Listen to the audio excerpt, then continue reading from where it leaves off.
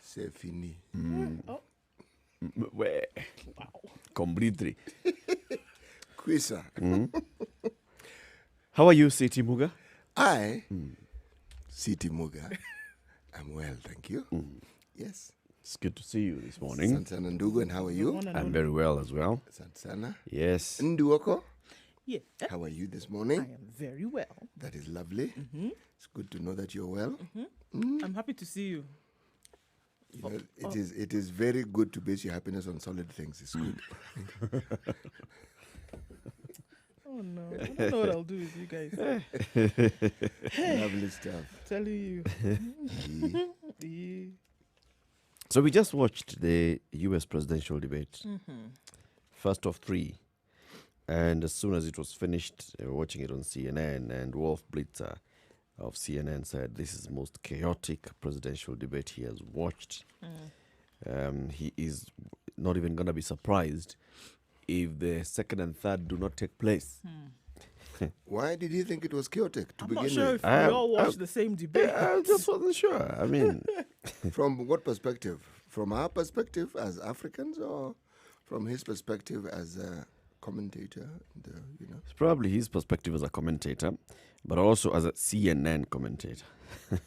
That was my immediate reaction. I was like, ha, there you go. CNN had piped this. Well, it would be interesting to know why. Appear as if, Joe Biden has not performed so well, clearly, like he has come out on top of that debate. And then you now change the narrative. Sure. Maybe if what Blitzer was Bless you, saying bless you, was sir. Bless you. to the point that Trump, also like you said, taking from a CNN point of view, which we know is biased already in terms of their support, talking about the fact that Trump continually talked about the perceived fraud in the ballot, especially coming from the mail ballot system. He talked about Biden's son, unfortunately, took some digs at him quite often, and there was quite a lot of interruption on his part. Maybe that's what he's alluding to in terms of chaos. But we'll look at more details of the debate later. Okay. We'll also be talking about what's happening in the country. We are still expecting, of course, to see what the courts say with regards to CJ Maraga's advice to the president.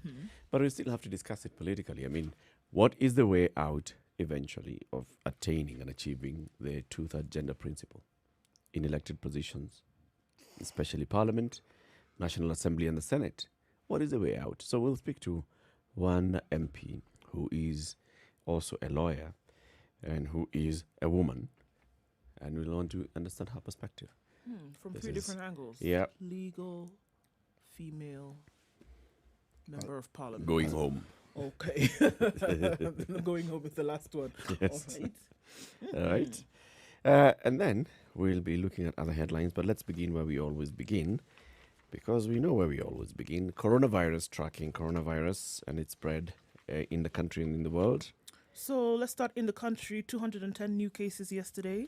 7 new deaths, unfortunately, taking Kenya's numbers now to 38,378 and 707 deaths. That's what we're looking at now. The numbers rising ever so slightly, getting past the 150 mark for the second time now in about 14 days. In the world, 33,841,729 cases with 1,012,657 deaths. Recovered so far are 25,145,067 recoveries around the globe. The United States now very close to 7.5 million cases. They continue to rise on a daily basis. If we can just look at those numbers that we're dealing with, there's so many things happening in the US at the same time. The protests on Black Lives Matter haven't really gone away. These continue. The presidential debates, campaigning and going towards elections in November, and then throw in so many other things. And now you have, and not now, but I mean, and then throw in Corona. It's not a pretty situation. Let's look at yesterday, ending just about now. The cases in the United States. On the 29th of September, 44,227 cases in the US alone on that day. So the numbers haven't really dropped. If anything, they've risen and they continue to rise. But it just seems like something that they deal with. Whereas here, you see that 90% of the cases having been found are asymptomatic. Only 34% of the cases in the United States are asymptomatic. So people are still presenting to hospital or medical centers with these symptoms and then having to get treatment for the same. 977 deaths in the US yesterday, taking that number now to 7,400,000. Okay? The numbers continue to rise in other countries around the world. We know that India also continues to record high numbers. They're now at 6,223,519, just a shy of 1 million behind the United States. Brazil at 4.7 million, Russia at 1.1 million. And Colombia, Peru also now. Spain, we see again, Corona is rearing its head where numbers seem to have gone down. Mexico still continues to rise. South Africa now at 672,572. Let's just look at the numbers that were recorded in South Africa yesterday, down to 903 cases, whereby at the highest point, we saw South Africa recording 13,944. The numbers have dropped significantly. So yesterday, they recorded 903 new cases and 81 deaths. So those numbers have reduced. And looking at what they've said, they've been able to attribute this to the lockdown that was instituted, and even when they opened things again, then the announcement of a reintroduction of the lockdown then saw that they were able to really reduce on the cases. And when they thought that the health system was going to take a beating, it actually turned out that they were able to manage things considerably well. All right, so that's what we're looking at around the world in terms of COVID-19. It's the lie of the land. Yep. India has new problems other than just COVID. Amnesty International making moves to sort of like pack and leave India. Because of why? Well, they claim that they are being harassed by the Indian government. The Indian government on their end are saying that Amnesty International have been flaunting rules that are laid down for institutions like foreign institutions like Amnesty International, and all they're doing is trying to right the wrongs that have been there. So it is a saga that has actually been going on since last week. It's just continuing. But it's the only rights organization that is affected, human rights, Amnesty. It is the only rights organization that is talking about what loudly, about what they are facing. Remember, the thing that has been happening in India, what has come to the fore is a lot of their politics is nationalistic politics. Yep. It's like there seems to be a mantra and there seems to be a leaning towards India being for Indians only and nobody else. And intolerance. India first. India first, and then an intolerance to any view that may contradict that particular narrative, and an intolerance also to anyone who doesn't subscribe to that particular perspective. There's been this growing realization and indication. But we will look at that when we get to the time when we're looking at headlines. Hey, okay. Wow. Big issues happening, big issues. Yes. Well, this is the Situation Room. It's Kenya's biggest conversation. It's now 12 minutes after 6. Let's take a break, take a look at the weather, and then we'll look at the headlines of the day. Our live stream is up, www.spicefm.co.ke and SpiceFM KE on YouTube, on Facebook, and on Twitter. Good morning.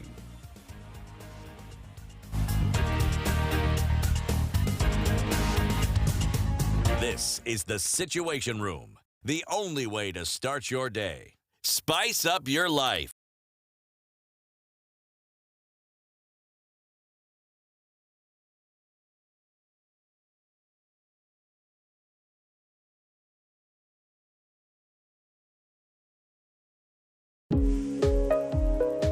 As the world changes, so do we. we adapt to our situations to bring out the best in us. This is why the Standard Group and Oxford University Press East Africa have partnered to bring you Tutor Summer Online. For just 10 shillings, you have unlimited access to the reputable source of revision materials conveniently. All you have to do is log into tutorsummer.standardmedia.co.ke and make the most of the time for all students, including candidates for both primary and secondary schools. So, as we stay home, we keep dreams of future successes alive while making homeschooling an achievable reality together, effectively. Tutor Summer Online. Log in to success. A partnership between the Standard Group and the Oxford University Press East Africa. All right, Wednesday The morning, weather let's see what with- it looks like up there. Starting off in Nairobi, 16 degrees and mostly cloudy conditions, going to highs of 27 and lows of 14 today. Nyeri is cloudy at 15, going to highs of 24 and a chance of rain later on. Nakuru is partly cloudy at 13 degrees, highs of 24 and a chance of rain as well. 12 degrees and clear skies in Eldoret this morning. Thunderstorms are in the forecast for later, going to highs of 22 and lows of 11. It's mostly cloudy in Kisumu at 17 degrees, highs of 26 and coming down to lows of 16, also with a chance of rain. Kakamega is looking at thunderstorms later. It's currently mostly cloudy at 16 degrees. The low today will be 15. It's mostly cloudy in Mombasa at 24, going to highs of 28 and mostly cloudy conditions. Mostly cloudy in Malindi this morning at 25 with highs of 28. Cloudy skies in Kampala at 19 degrees, highs of 26 and lows of 18 and showers expected later. Dar es Salaam is mostly cloudy at 23, highs of 31 today. Take a look into Joburg where it's mostly cloudy at 12. Throughout South Africa today, expect rains with highs of 21 and lows of 11. Raining down in Lagos this morning at 28 degrees. It's going to remain that way for most of today. Lows of 23 today. Mostly sunny in Beijing at 18. Highs of 22 and lows of 13 as they get well into the evening. London skies are clear at 12. It'll change later with showers expected with highs of 17 and lows of 10. It's partly cloudy in Paris at 16 degrees. Highs of 20 and lows of 14. And finally in New York, still Tuesday night. It's cloudy, however, at 22. When they wake up to rains. Highs of 24 and lows of 18.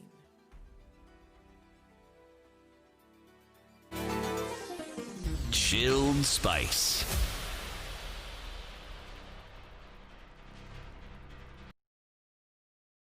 Mature, intelligent talk every morning. Spice up yourself.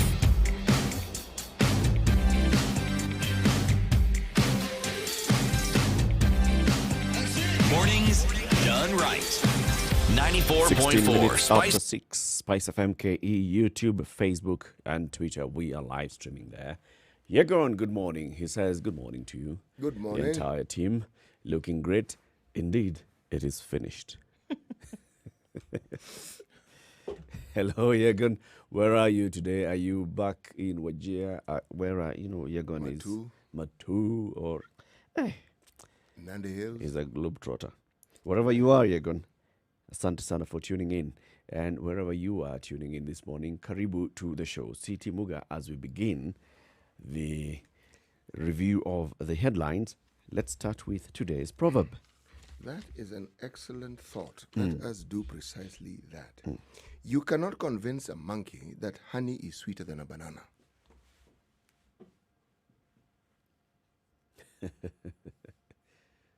No. Right. Who tried? This isn't this particular proverb, this statement isn't research based. It is a proverb. Proverb. Anecdotal. Observation. Preferences. Likes, dislikes, perspectives, the reality of them. You cannot convince a monkey that honey is sweeter than a banana. No, you can't.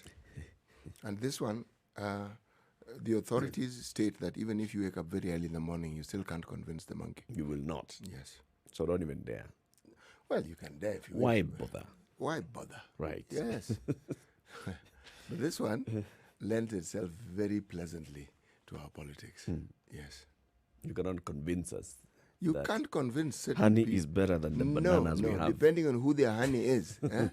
And even in relationships, the moment someone is determined that this honey of theirs is the honey, you are not going to convince them To eat a banana. no, sorry. Okay. Let's look at the headlines. Yes, shall we? Let's. So Ruto goes wild. There were wheelbarrows and things being thrown up in the air yesterday. Okay, so let's see. Ruto goes wild is the headline on the Standard. So let's give him a moment today, shall we? Deputy President takes fight to his boss a day after skipping the state function. Interesting that he did that. There's the critics to bring it on. And before we go into the details of that story, just some interesting quotes that were made by him. I'm giving notice. It is not going to be business as usual where we talk tribes, however difficult and uncomfortable it will be. I am in a hustler's mansion. I am a tenant courtesy of your votes and prayers. I am not interested in votes. I am interested in empowering the people as the DP. The other will come by God's grace. And another one, we will continue what we are doing. What I do? What I do? What will they do? Okay. They will have to submit. Respect is two ways. You respect to be respected. I'm a DP now, but I rose from selling chicken. Okay. Yep. So, looking into the details of this, it was the morning after he skipped the conference that took place on COVID. He was uncharacteristically gung-ho as he announced the end of business as usual with the promise of real change when he takes the reins of power in 2022. So it's not about I will work with, no, I will be president. It's essentially what he's saying. The event on the day President Uhuru Kenyatta left the country for Europe offered the greatest indicator yet that Ruto has finally stopped hedging his bets and has taken flight from government. Uhuru is in France for a 3-day state visit at the invitation of President Emmanuel Macron. So now that he's away, Ruto is stamping some kind of authority, but Ruto was instead champing at the bit, issuing threats and giving notice at the same time. It was time to throw caution to the wind, according to this. He says, let's stop the hypocrisy. If Williams, this was now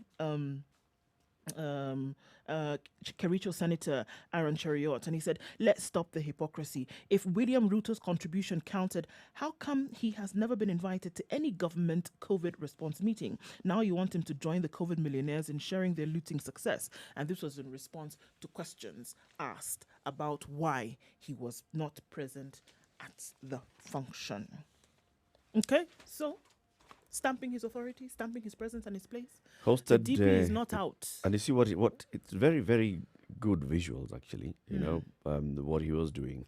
He is there with Mkokoteni person. He's here with somebody who is making sugarcane right out of, juice out of sugarcane, you know, salon people and, you know, just the hustler, that hustler narrative. And I think I actually remember some time back, even last year on this show, it was said, you know, this hustler tag that Ruto has picked, it's changing the conversation in the politics of 2022 from the issues of tribe to a different tribal conversation.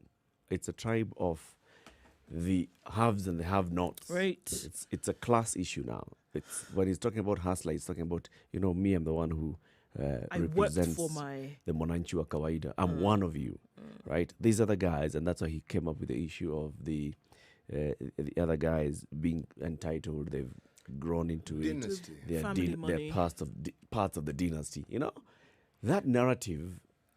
If I was just to score it, I would give it a 10 over 10. Done very well, and it has caught on. It has caught on. Where exactly, Eric? Where has it caught on? Exactly? In the public eye. It's caught on in the media. It's also caught on in the public. I'm not so certain. The issue, no. It's not whether it's popular or not, whether it's accepted or not. I'm saying, has it caught on? If you went anywhere today and said, Hustler Nation, would someone tell you, I know what that means? Yes, they would. If you went anywhere in this country and said, Dynasty, would people relate to that statement? Yes, they would. Would they tell you who they think is Dynasty? Yes, they would. They may be arguing on who exactly belongs to the dynasty or not. But the thing is, that phrasing, the communication is out there. There's a hustler versus dynasty. People are associating with it, that's for sure. it comes up in conversations. It's something people talk about now, that, you know, part of the hustler nation. I'm waking up today to take steps to as part of the hustler nation. It's something that he came up with, and it has caught on. It has caught on. Leave alone the fact that the original definition of hustler is a thief. No. It's not The Kenyan meaning Kenyan of hustler definition has totally never different. been a thief. No. In fact, people don't see it in that light. No, It's not negative. Yep. that's what I'm saying. It's a struggler. It's somebody somebody who who is is- waking up and, you know, struggling to make ends meet. You see, the reason why I was questioning this notion that it has caught on, it's not that I doubt that it's become a byword for struggle. It is whenever someone believes that they're in the struggle. There was a time when the word struggle was the equivalent of hustler. Yep. I'm in the struggle. We are struggling. It is more this, that when you base a forward movement in politics on a certain narrative, one, what you do is you open the narrative to A, challenge, and B, it will also open the narrative to question. Because if you look at, say, for instance, the union movement, the movements that we've had within trade unions, the people who led trade unions were workers, not employers, workers. And they were just part and parcel, they were the first among equals, so to speak. And that's the reason why within that particular conglomeration of people, they're referred to as brother so-and-so, brother so-and-so, brother so-and-so, okay? And there was no doubt that this is someone who shared a certain commonality with them. Now, the narrative that we hear about the hustler, unfortunately, is the reality of the person leading that narrative. Is everything about him except the history that he talks about. Everything about him puts him in the rank of the dynasties. Everything. That's why I said it's subjective. In your opinion, right now, if you started now looking at it and analyzing, when you start analyzing, then you go into that conversation. That is he a hustler today? You see? Yes. You go into that conversation. But arguably, he may have begun as a hustler. that's a conversation. And the now hustling that he has done is what has brought him here.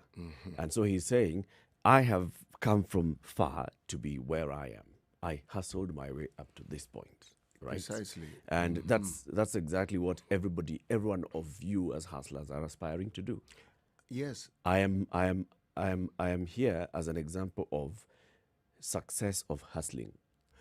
Do you know what is of interest? Is that true? That particular story is even the story of monarchies.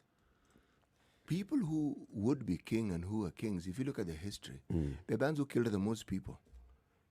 And after killing everyone who may have wanted that same seat, they were able to keep everybody else at bay. Yeah. And if they sat there long enough, then their sons and daughters and relatives could inherit what they had acquired. And if you looked at even what you call the landed gentry, a lot of it had to do with how much wealth you had acquired. Now, acquiring it isn't as though the inheritance came after someone had acquired it on your behalf. But the process of acquiring it, it was never pleasant, really. Because if you simply go back 2 generations, you will find that the so-called dynasties, those who began those dynasties were hustlers. Oh, they built it from something. Yep. That's for sure.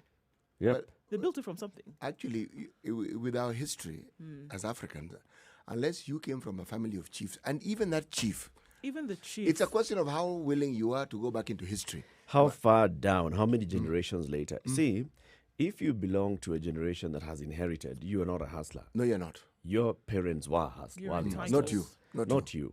If you're the one whose parent was a hustler and then you also hustled and then you got there, you are a hustler.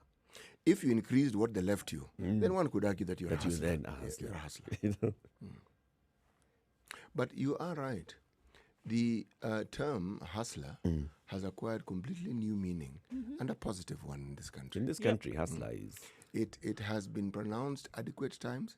You hear it oftentimes so that it's been normalized. It's been normalized. So In fact, it was picked up. If you look at it, the politicians picked it up from what the ordinary Kenyan was saying. The ordinary Kenyan use of the word hustler was not in a negative connotation at all. no. Naamka kuingia kwa hustle yangu. This is my hustle. This is what I do. I'm a hustler. This is my struggle. This is my struggle.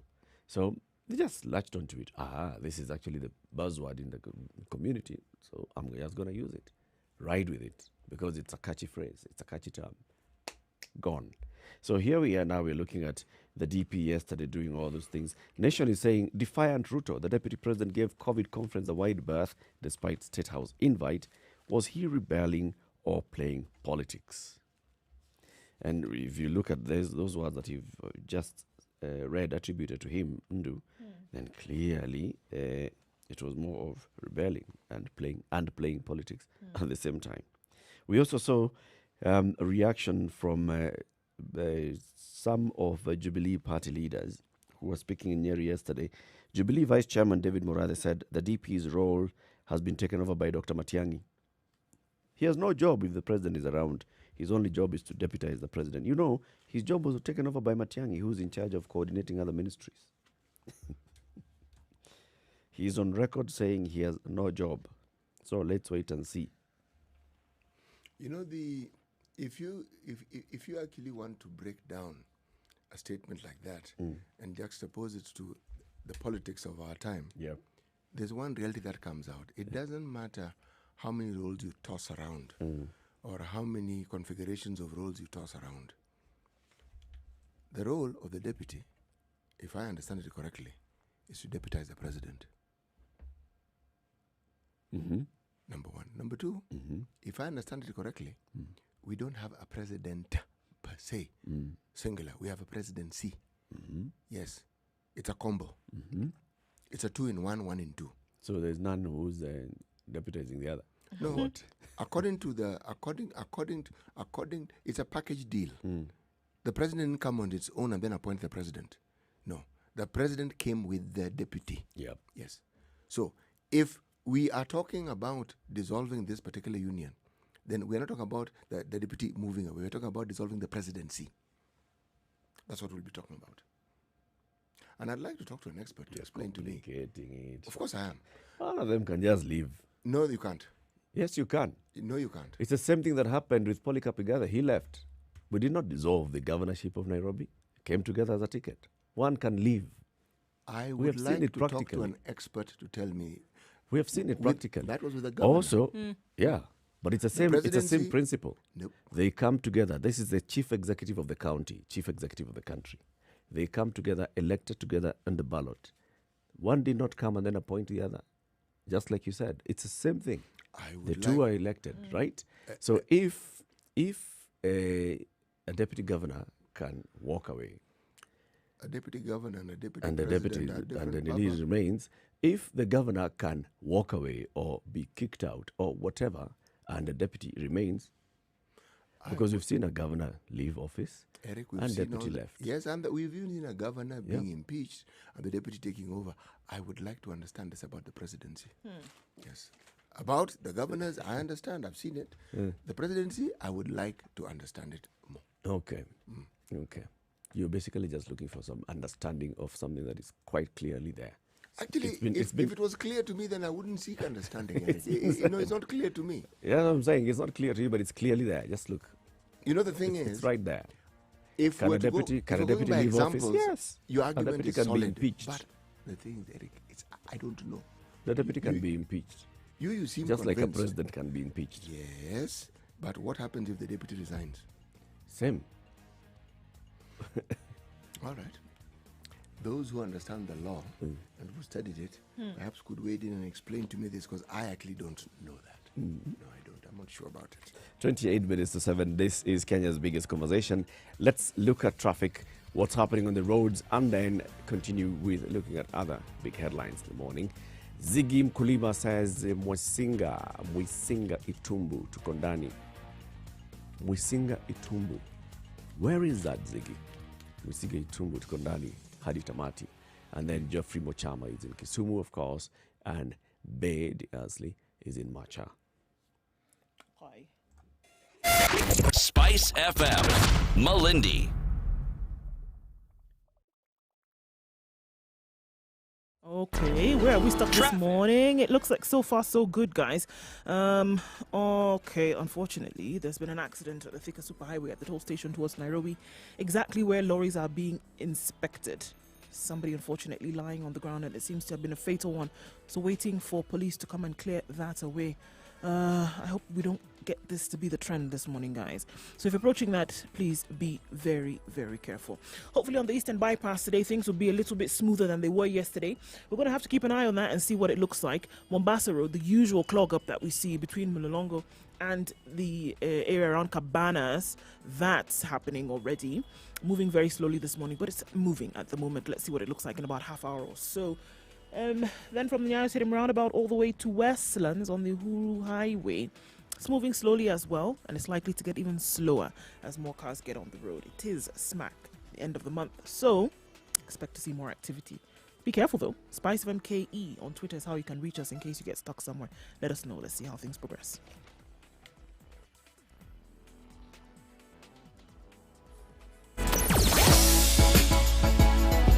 Sugar and spice and everything nice.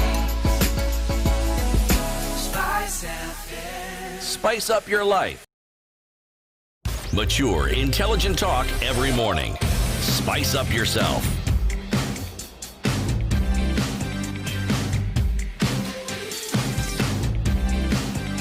Mornings done right. 94.4 Spice FM. This survey by Infotrack has landed Infotrack in hot some soup. problems. Yes. Spot of bother. Just a bit. So what happened? So it would appear that in Parliament yesterday, across members of Parliament and rather across the National Assembly and the Senate, as they took their sittings yesterday, this was a point of concern. And quite a number of members of Parliament essentially accused Infotrack and their CEO of doctoring some of these results with money in exchange. They actually even went ahead and called on the MP of Rarieda, where the CEO of Infotrack is also from, and said that there was some collusion there in terms of getting some of these numbers to where they were. There was also... The Rarieda MP was complaining about, or is being said to have... He's being said to have. And To have been favoured To by. have been favoured. And he actually stood up and said, you know what, we are from the same constituency. In fact, I consider her to be a member of my... Because we are from the same constituency and even the same clan, I then consider her to be my sister. However, it does not mean that I would enter into such an unscrupulous deal as to get myself favoured and others maligned for the sake of But cash. where does the malignment come in? On his You know, part, when you're ranked at your worst performing. yeah, somebody took it to be. We also had another member of Parliament. It's I not can't- malignment. we also had another member of Parliament. I can't remember CT. Duck Goose. What's her name? I'm sorry. Is it male or female? Duck Goose Gander. That's the only way I can Oh, remember the Like her. Keep Your Woman rep. There you go. The women rep for Like Keep Kate Warogoro. Thank you. Stood up yesterday and she said very clearly that she was actually invited to Infotrack. And somebody who she didn't want to mention their name, and she was there for a total of 3 minutes, and they offered her some money.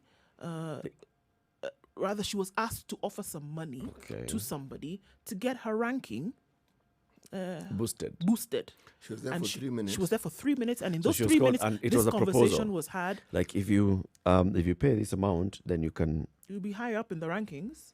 And you she know? can't remember the person. She but she went- refused to say the person's name. She did not want to She did not name want the to person. bring this out. But she gave a warning directly to the CEO and said, we know what you're doing. We can see you. There's a way to market your company. If this is how you want to do it, I see you and I will come for you. Eric, do She you- said this on the floor of the do you house see a dead yesterday. cat somewhere?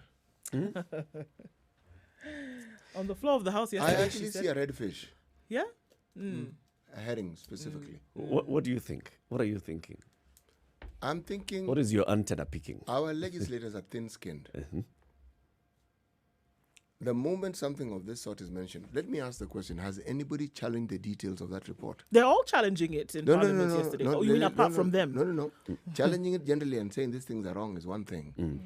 Challenging it and saying they have said this, but the reality is this. But we had some people yesterday who asked kind of the same questions that you were asking when we had this conversation the other day, and they said, you know what, it's okay to say that you're best for performing, middle performing, worst performing, but upon what criteria then did you base this result? Are they worst performing because they built roads, schools, whatever? Are they worse, better performing? They have got to be indicated. They asked, based- this question was asked on the Yes, floor yesterday severally. It's based on the opinion of those who are polled. Remember, pollsters, all right, are not really, should we say, research scientists who go into the details of building on a question and going into further and further details so that question and the questions that arise thereafter are responded to. No. I thought that's what they are. Not really, Eric. Not really. The first, if they complete the whole train of what it is that they want to do, they may end up that way. Remember, the CEO explained to us and said, there are questions we didn't ask. Because we asked the question, did you ask? They said, no, we didn't ask that question. What we asked was, essentially they were asking, what is your opinion? Opinion. And the opinions that they were given was this.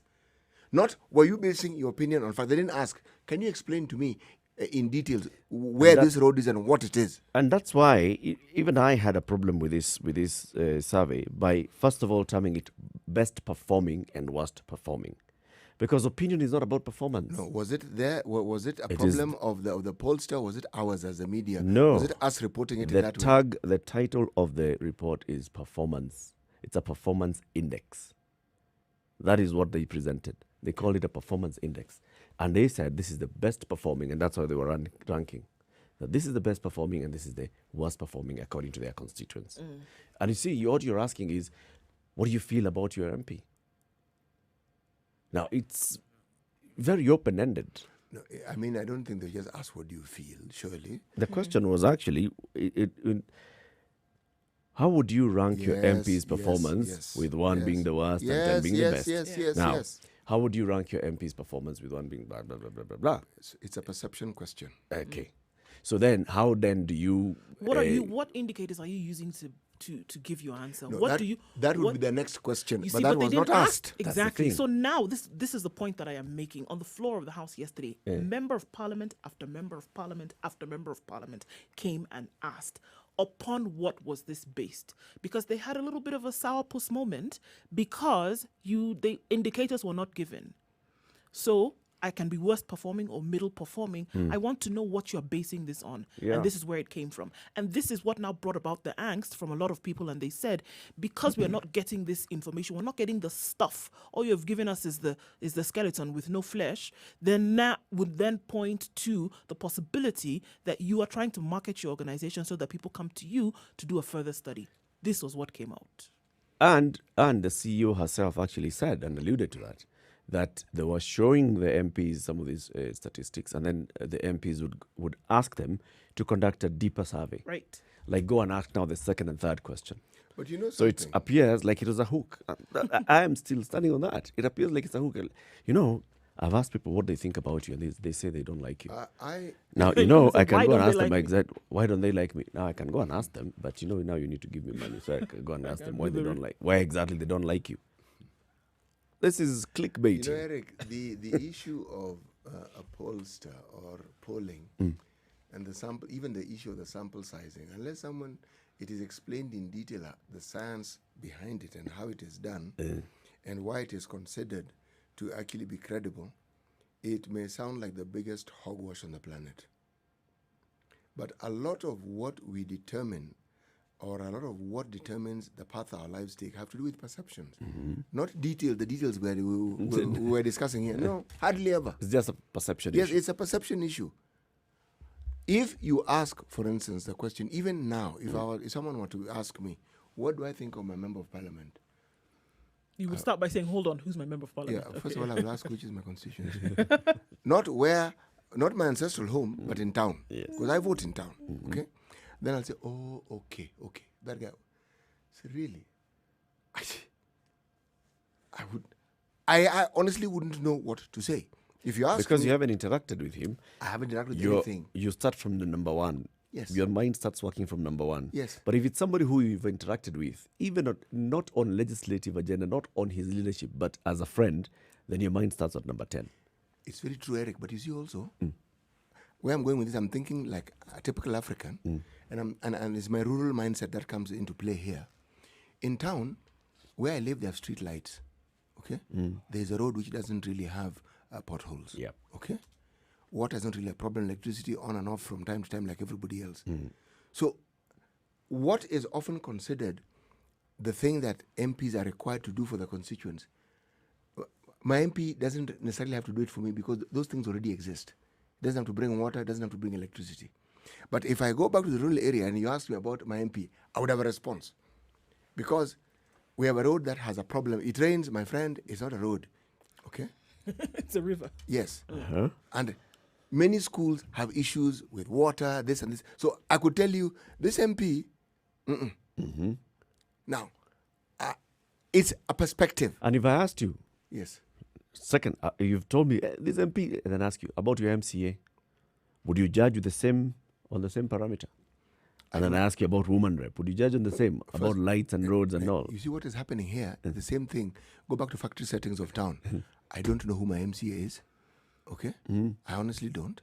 And I also don't know my woman's rep. For Nairobi, I know. You know her? Yes. No, Nairobi, I don't know. It's Esther Passaris. Oh, it's Esther Passaris. Yeah. Okay, fine. See? Yeah. You understand? I get it. So, which is your county? which one? Where I live or home? Home. Kisumu County. Kisumu County. Yes, I know who my women's rep is. Okay. Yes. And you know your governor. I know my governor. And you know I know your my MP. MCA, I don't know. Senator, you know. Senator, I know. All right. I know who they are. Yes. You know them by name. Yes. So now let's ask you, rate the Governor senator. I've even met. Rate the senator. What comes to your mind? What are you using to rate that senator? Actually, I can't rate him because I'm not even sure what he's supposed to do. All apart, right. Apart from But you've been asked, you've been confronted by someone and he's telling you, scale of 1 to 10, rate your senator. what I'm likely to do is rate him by what I've heard people say. Okay. Yes. Yeah. Then I ask you, Yes. same session, rate your woman rep. Again, what I've heard people say. Then I ask you, rate the governor. Him I've met. So you I will you have rate some. him- At least I will have knowledge. You'll rate him based on your interaction with him. Yes. Not his performance. No, Yeah. hardly. Then we go to MP. Rate your MP. My MP is somebody I know. All right. So you'll rate him based on your No, him is interaction somebody I with actually him. know. Yes. So So your interaction. That's what I said. So for this guy, I'm already positively your mind, inclined towards your him. mind starts coming from 10 Yes, backwards. precisely. I can't give him 10. So let me just appear like And then people know that I fair, know you him. know, So yeah. if I give him 9, they'll think I'm favoring him. So let me give him 7 Let and a me give half. you 7. Yes, exactly. And then MCA. MC, I don't know. So you'll start from number 1. Yes. Thinking, okay, listen. Or I'll say, give me 3. a day. Then I'll make a call and say, Nani, who's our MCA? And now imagine, yes. imagine you've been asked that, and others have been asked the same, and because they really have, because you're asking about all these seats at the same time, people assume that these people do the same thing. What's the expectation of a senator versus the expectation of a woman rep versus the expectation of an MP? All those guys are in Nairobi. What is the expectation? Exactly. What is now? What is it that you're going to judge him on? You see, Eric, that's what I told you. It's a perception issue because it is not, it has hardly anything to do with anything tangible. Okay. All right? And I'm already biased because if it's someone like the MP whom I actually happen to know well, all right, I'm already positively biased in his favor. So can we name this report something else? Can we not call it a performance index? Call it something else? Yes, you can. Like a perception index. You can. You could call it Perception- something. perception index. You could call it something else. But also, please, let's be fair True. to the pollster. Okay. It's a business, all right? Okay, let's be fair to the pollster. It's a business, and they are going about their business, and actually they have done absolutely nothing wrong. Neither have they asked questions in a way that is misrepresented. usually not asked. The truth of the The matter argument here is that they've misrepresented. What they've gone and done versus what they're presenting may not exactly be. And if it was all positive, would they be arguing in the same way? Look, on one side of it, the argument is that they've not given the full information because it's like you said, it would appear as if then they were baiting more people to then ask further questions, and then with the further questioning then came more work. The money on the now. other hand, if we want to look at it on face value, this is the perception of the people. Whether you went deeper or not, this is what the people have had to say. Do you know why this perception is important. It's what someone tells you without giving it too much thought and Thought. adding anything Yes. to it. Top of your head, Yes, this is that's your what answer. you think, and Yeah. that reaction is important. Very important. It's an very, entry very point. Yes, Yeah. exactly. It is good. Let's not call it performance. The Speaker of the National Assembly said, you can't be calling people on the streets and asking them to rank MPs. Yes, you can. Yes, you can, because those are the people that you legislate over or for. Yes, you can. Well, the majority said when a researcher calls a subject to discuss the findings, you're basically influencing the results of the research. When you now start calling those MPs and saying, okay, now come, let's discuss. This is what we found out. And we can go back now and get, deeper insight and analysis of what exactly the people meant when they are saying this. How do we know that your ranking has not then moved? So-and-so has paid, so tumuongezee kidogo akwe. From number 290, let's bring him to 200. He's our friend. No, tulimpatia ngapi? 250 hapana. Hapana, Come bwana. on. Punguze 50 tupatie tu 200. Put it 200. It's the situation room. Hey. Captain Barsite says, CT, you're really struggling to justify your political bias on the issue of Hustler Nation. Wali mukubali yaishe. The Hustler phrase has bolted and selling like hotcake. Even Baba is struggling to claim it. That's it.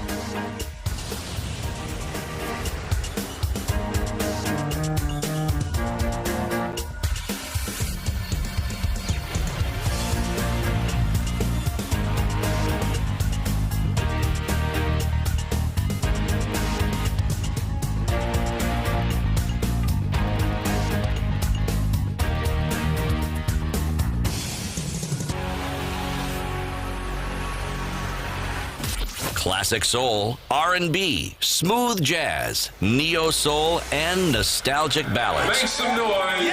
You're listening to Spice FM.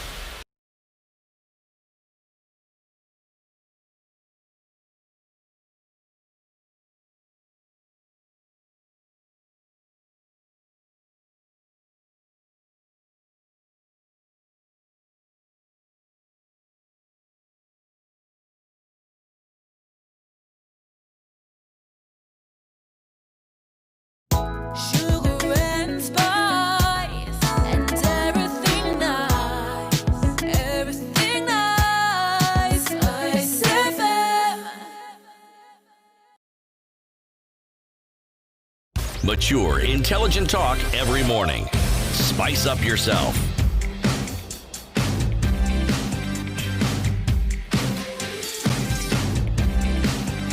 Mornings done So right. we were trying to figure out yesterday, why did the president not open the schools? Why did he delay that decision to reopen schools? The nation has sources who have told them why this happened. Okay, tell us. Sources said the president was not convinced that schools had implemented the required steps to enforce health protocols, including ensuring social distancing, and recent complaints by head teachers that congested schools were ill-prepared did not help the cause for reopening. It also emerged that the reopening dates had been agreed upon, and officials involved in the planning were taken aback by the president's announcement that they would not open just yet. Yesterday, senior officials of the ministry were summoned to State House, where they were given the green light to reopen universities and tertiary institutions. These sources, they could have been from anywhere. That was clear. Yeah. They didn't need sources to tell them some of these things, man. It's clear that they were not ready for schools to open. They did. It is the headline. Sometimes, man. So this is the headline of The Nation. Why Uhuru refused to open schools. And as those that argue against such headlines say, all right, so you would expect that when you read this, you get a lot more detail. For example, it tells you that this is what was presented to the president, and then the president actually told the team that presented to him this report that this is what I'm not happy with. This, and the other. If the source was a source that was in a meeting, this is just sources said the president was not convinced.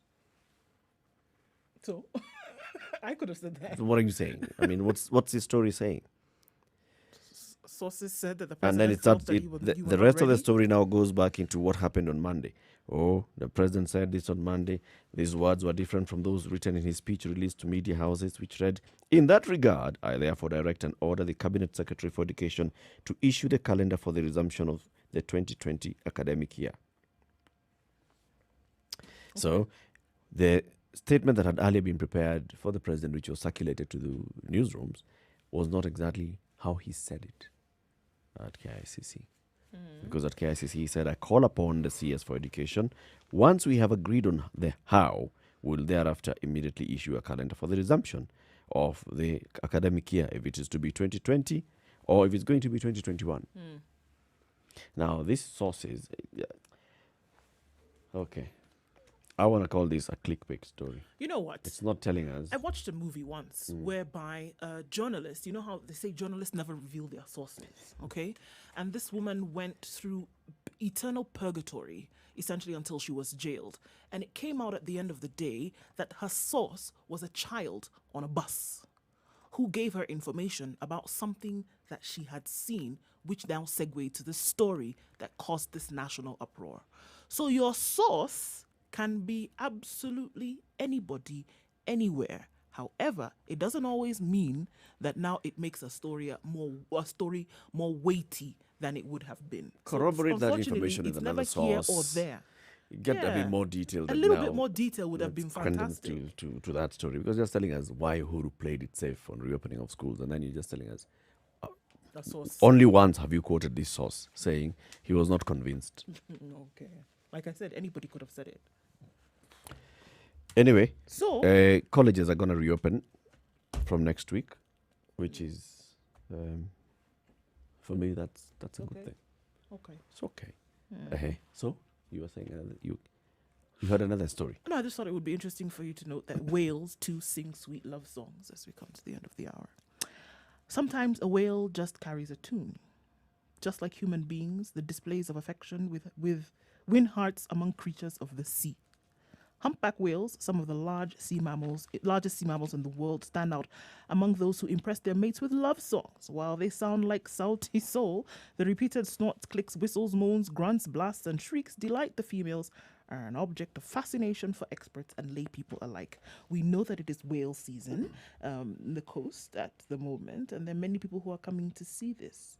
So researchers aren't entirely sure why whales sing, although most agree that it has something to do with courtship. And so you can hear these bellows in the sea around this time of year. I can see a David Attenborough documentary on this. Yeah? And here he is, circling over the female, The lone male the lone male, belting in a a herd tune, of cows. belting a tune. Okay. All right. So only underwater divers can hear the songs clearly in Watamu. It is these sounds that marine conservationists and biologists are hoping will help them learn about humpback whale breeding sites in the southwestern Indian Ocean. There's much to learn about humpback whales and their communication. So far, it is understood that the male whale song improves reproductive success. And peaks around Choice of breeding song time. or Just what? the song. Length of song. What is this? Just the male song. What's gonna improve the success of one male against the other? How you sing now? Ah, Opera So choice of versus song. Baba, it's called poetry.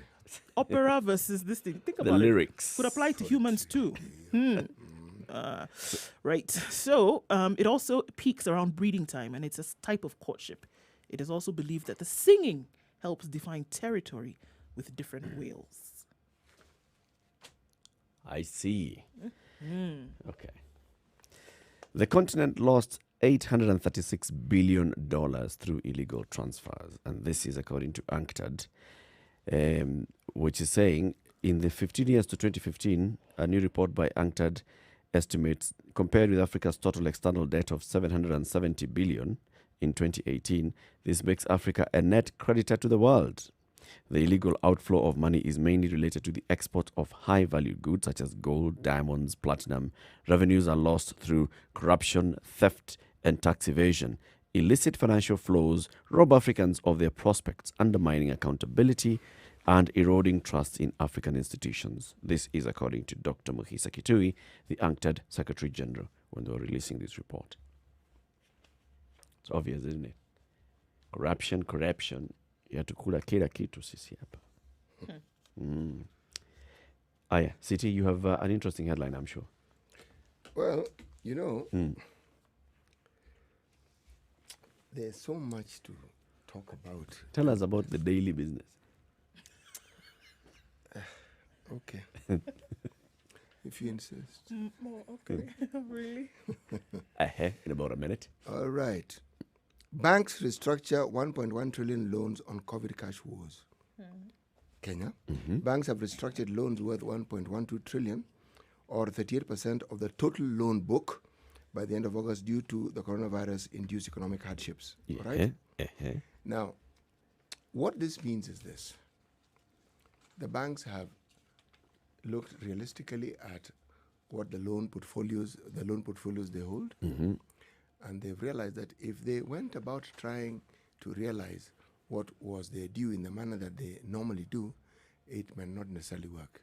And that's where restructuring comes in. You now find ways of trying to ensure that A, the client is, one, able to understand what you're doing, and B, come up with the solution that the client can afford. Now, I don't know why it is, but this figure of 1 trillion keeps coming up.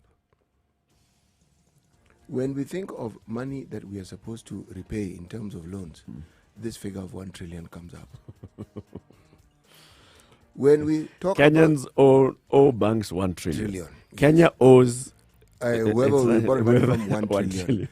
What we need to sort ourselves out in the short run is 1 1 trillion. trillion. Okay. Yani, this 1 trillion, it is the magic number.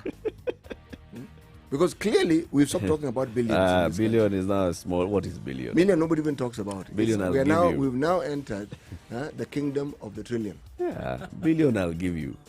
Kuja unione kesho asubuhi. Yes. And don't be late, 10 a.m. On the dot. If not, I'll sort you out. How many billions do you want?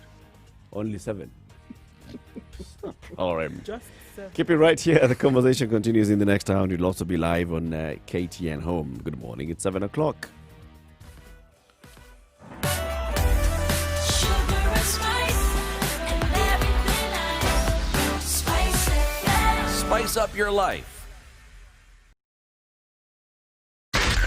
Spice FM, Nakuru. Traffic. Okay, let's look at Nairobi streets this morning. At least for now, we have a hold up on Thika Road trying to get into the CBD today. Not as smooth as we'd like it. This seems to be the case. An accident has already happened, and yes, voila, just another one right around Survey. The service lanes are up and can be used right about now. You shouldn't have a problem with that, and it shouldn't clog up too much as you're trying to get into the CBD. Let's look then at industrial area. Those roads that are still closed, lending to some traffic, but it's not too terrible. Also, we're looking at some traffic on Mombasa Road trying to get towards the Nyeri Stadium roundabout and then through to Westlands. Okay, so this is what we see. Just getting into traffic hour is likely to get a little bit more clogged as we go along, but we'll let you know where you can find alternates. Let us know what you see so that we can keep it moving a lot smoother for people this morning. Spice FM KE, that's how you can reach us on Twitter. Let us know.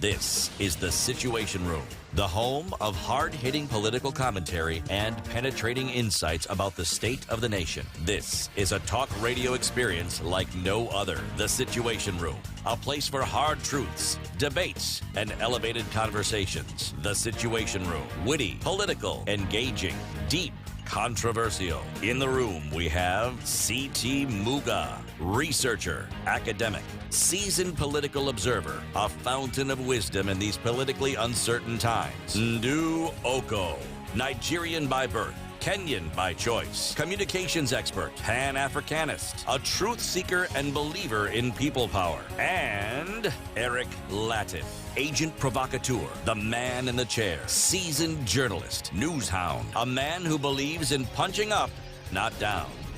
This Two and is a half the minutes after 7 Situation o'clock. Room. Good morning, The and how only- are you doing? Thank you very much for choosing Spice FM and KTN Home, and also logging online on www.spicefm.co.ke and Spice FM KE on YouTube, on Facebook, and on Twitter. The Situation Room broadcasts from Nairobi, Mombasa, Kisumu, Nakuru, Eldoret, Nyeri, Malindi on Spice FM, and of course now we are on KTN Home. CT Muga, as we begin this hour, please tell us today's proverb. Today's proverb. You cannot convince a monkey that honey is sweeter than a banana. That's true. I'm waiting for you to ask me which monkeys I spoke to. See monkey, Monkey see monkey. see monkey, Monkey see they mumu. chop baboon. Monkey they walk, baboon they chop. Okay, and then what about the bit where the monkey did do? So when you say monkey, how do you say banana? You say banana. Go away. It's banana. Banana. I think it's banana. And Don't honey. mind him. Honey is honey. Honey, honey. So you cannot convince a monkey that honey is sweeter than a banana. Yes. And you said you can even relate it with Kenyan politics. You cannot convince me that this banana that I vote for Yes. is worse than the honey that you're bringing. Yes. Okay. Okay. Okay. Now, as we segue into this hour's conversation, something happened in the Senate yesterday, and this is with regards to the managed equipment scheme report that was produced by this special Senate committee that investigated this for many, many months and produced a report. Then it was being debated in Parliament for adoption. So what happened? They rejected the report. Who? What does rejection mean here? That essentially, whatever it is that you have told us, Those in this report, recommendations, those yeah. recommendations that you have given as a result of whatever investigations have been carried out, if they were, we say no. We reject. The Meaning we don't report. believe you. No, but of course, number one, we don't believe you, and it is not acceptable, and it will not then be put in as a conclusion to this entire scandal. Forget it. So back to the drawing So board. essentially there was no scandal. No. Not According to the necessarily. report, everything is hunky dory. Not But what necessarily. they're asking for is to make it a lot clearer. You remember a few days ago when they said, you know what, it's time that you name names. Don't just tell us that this process was carried out. Who was involved? Who signed? Who was part of the process? The report doesn't involve some of these things, and they're demanding for some of these things to be. And that to be demand, put I in. think, is appropriate. I would Because say so in too. all honesty, this thing of mentioning, say, for instance, the principal, what are they called? Secretary. Yes. Not enough. Not enough. You have a procurement department. You have the head. You have, and there are people whose functions are clearly demarcated. Tell us, who does this, who moves this from here to here? You want somebody to be investigated, just say, investigate so and so. Yes, because his job is this, and that job is what entails this and this and this. And at the time of this supposed scandal, it was this individual who was sitting in this position. Yes, It can't yes. just be some amorphous No, description. Oh, you know, whomever. No, this individual, Ndu Oko sat in this seat, and it was her signature that went to this, which is what they're asking for. Yes. Clarity, pinpoint in terms of responsibility, not this. Or take it even further. Ask yourself, in this particular department, this isn't the first time we have these issues arising. There are individuals here. Let's find out, how long has this person worked in this particular position? What do they actually do? All right? And you'll find there are one or two individuals who've never been transferred for the last 30 years. You ask, why has this person never been transferred or promoted? Right. Ask those questions and find out, because it isn't as though you don't know. You know. You know. And you know what each person does. Yes. Because if you throw the PS under the bus, that's not adequate. PSs come and go all the time. There are these people who never go anywhere. Who are they? What do they actually do? What Why do are they they being know? mentioned? Yes. Yeah. But they know everything. They're the ones who push the paper to the point where it gets to the PS for signing.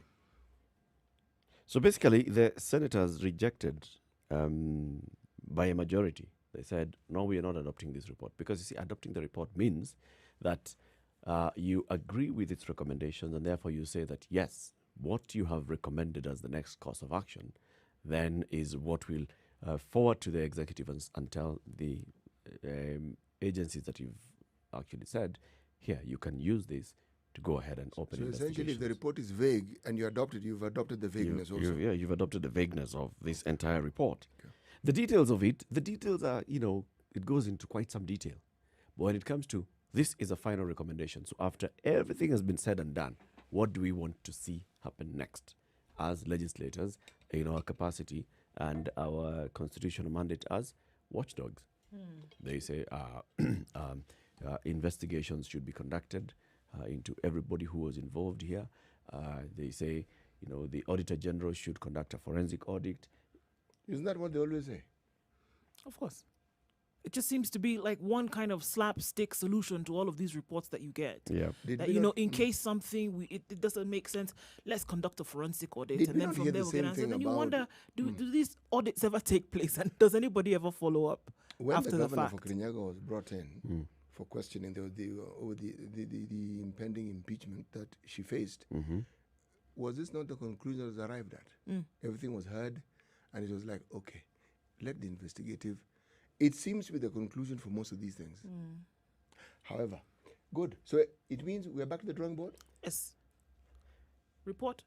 Window. It could also out. mean that that thing is over, unless the Senate has told the committee, go back, we give you a fresh mandate, go and rewrite your recommendations. Unless they maybe create a new investigation, it could also mean that this thing is dead, or that hue and cry, it's over.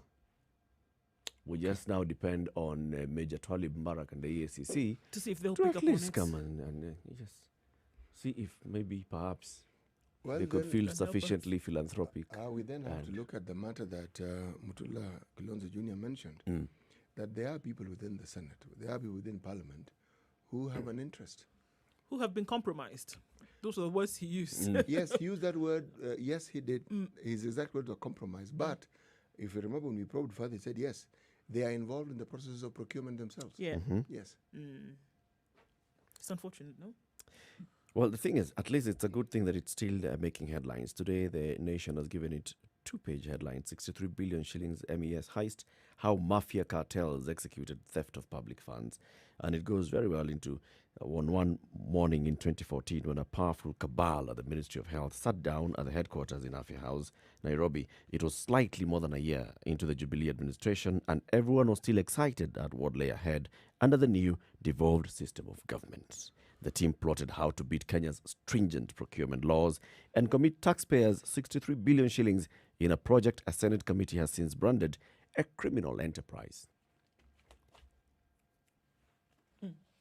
So, basically what we're saying is what the senators who voted by majority were saying is, yeah, it's all back, but no bite.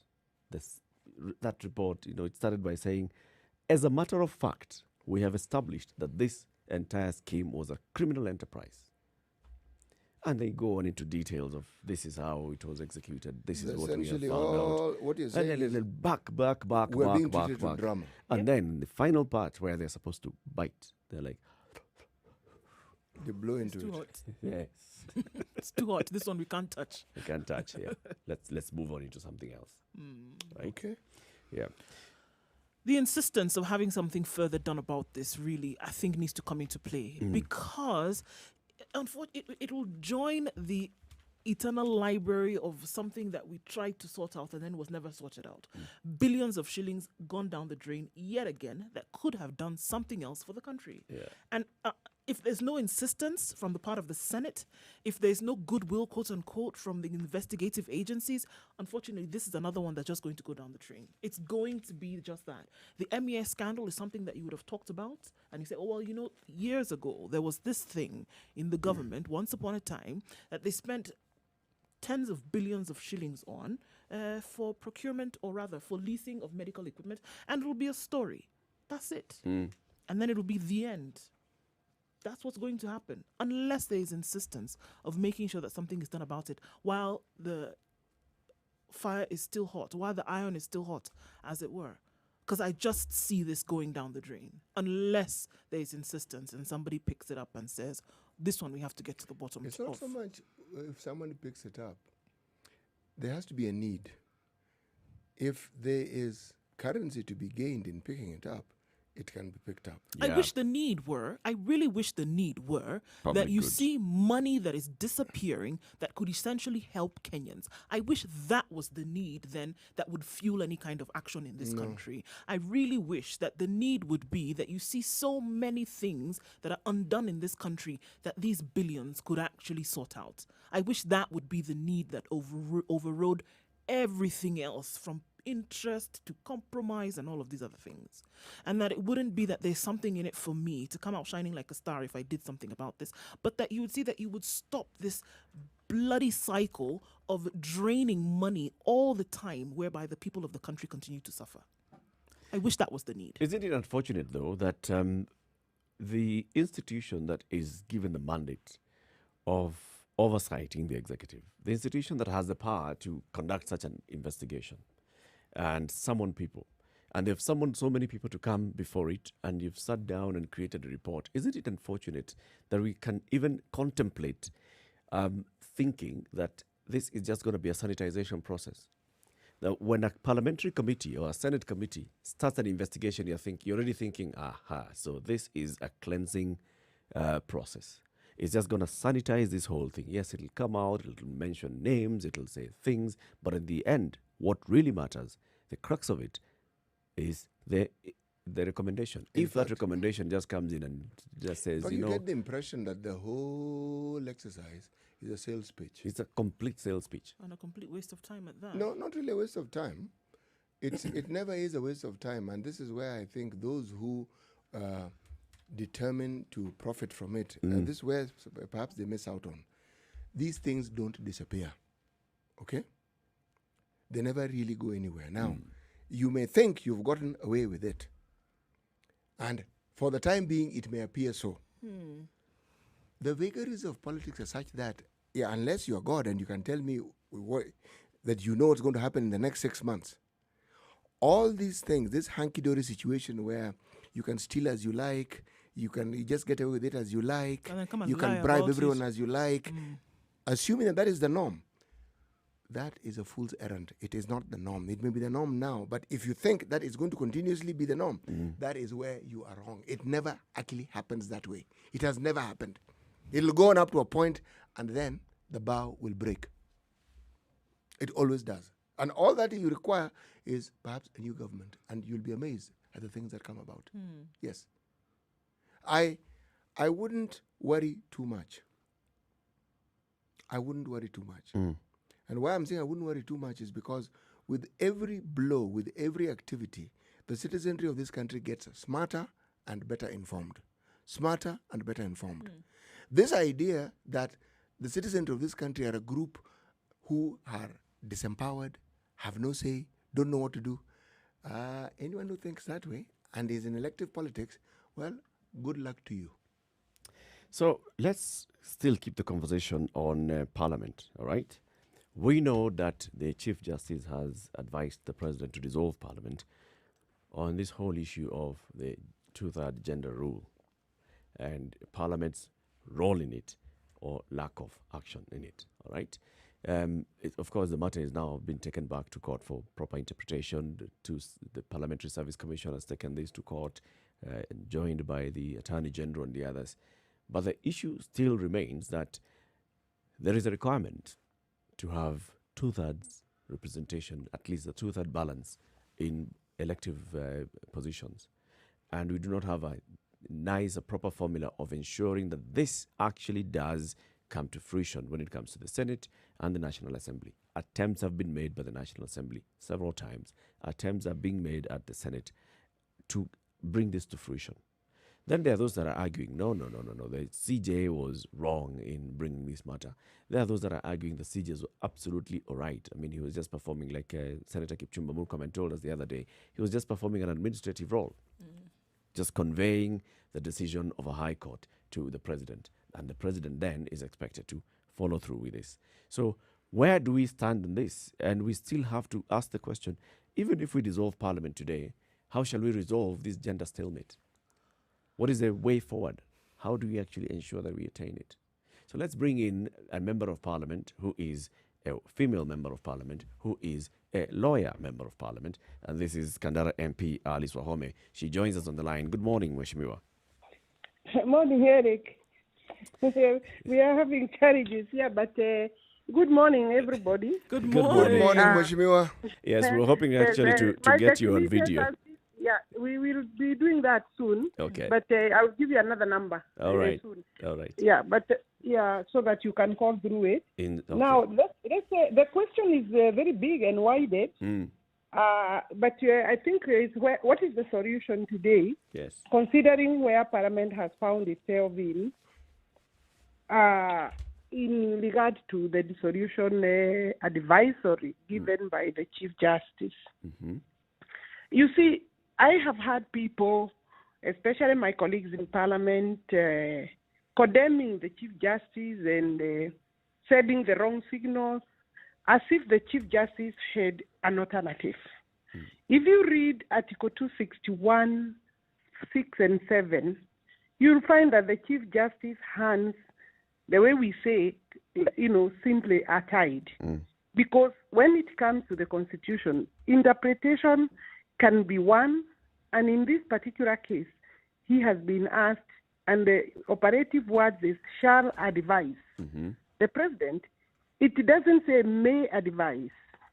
It says he shall advise the President to dissolve Parliament. Mm-hmm. Well, that's really almost the tail end.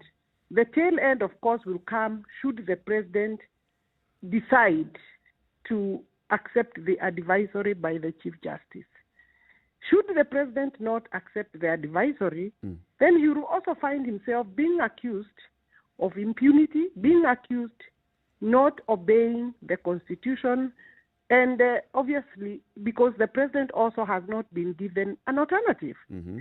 The only maybe window the President has is that the provision, the article does not say within what period the President should dissolve Parliament. Okay. But when you go to the Statute of General Interpretation, and I'm sure, Eric, you have heard this, it says it obviously has to be, the courts have interpreted that, guided by interpretation law, within a reasonable time, and reasonable time under all legal statutes is between 7 and 21 days. You could push it to 14 to 21 days. Wow. So obviously then, what is the alternative? Should we go that route? I am of the view that yes, we should dissolve Parliament because we cannot play around with the implementation of the Constitution. In my view, there is a small window. If the President wants to save Parliament, he can then ask the Attorney General of the Republic of Kenya to move quickly and make the presentation of the bill back to Parliament. Forward it to Parliament, then within Parliament, then we can work maybe, and our constitutional amendment also has very strict provisions because you would have to work within 90 days. Yeah, you You can't can't hurry do it. it earlier. Yeah. You can't have it earlier. But if we receive it, then there can be an excuse. Looking at the country and the constitutional crisis that we are likely to enter into, it would be understandable to have it in Parliament, but with an agreement by Parliament that there is no turning back. We would have to have the provision. There is nothing we are getting afraid of because the Parliament's obligation is to have the provision enacted, the legislative framework or a constitutional amendment to bring in the two-thirds gender. Once that is done, then the rest is left to we have discharged our obligation. Of course, then implementation is by the political parties and the IEBC.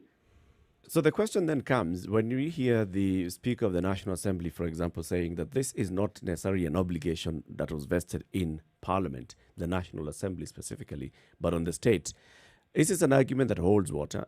Does Parliament really have an obligation to ensure that there is a legislative framework or whatever kind of framework, even if it's amendment to the Constitution, to ensure we get the two-thirds balance?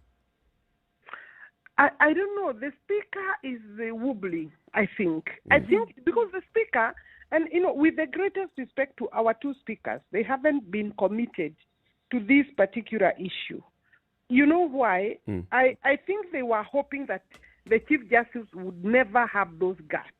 It's always been a statement, no one would dissolve Parliament. You know, the big head of Parliament, no one would dissolve. It is not the Chief Justice dissolving Parliament. It's the people of Kenya using the constitutional provisions that they made, they put in, they wrote for themselves. So the state has an obligation because, of course, when you talk about the Attorney General, is obviously the chief advisor of the advisor of the head of state. Yep. But the article the Chief Justice is referring to is Article 27 of the Constitution within the Bill of Rights.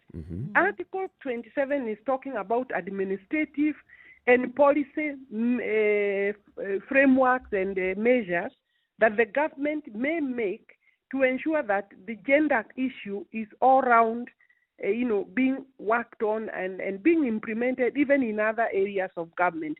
And of course, they coming up with policy to ensure that affirmative action is provided for within the government frameworks and organs. So that is not what we are talking about here. We are talking about coming up with a framework to ensure then that what we have written within the Constitution is actualized. You know, we have already done 48 laws as written in the Constitution.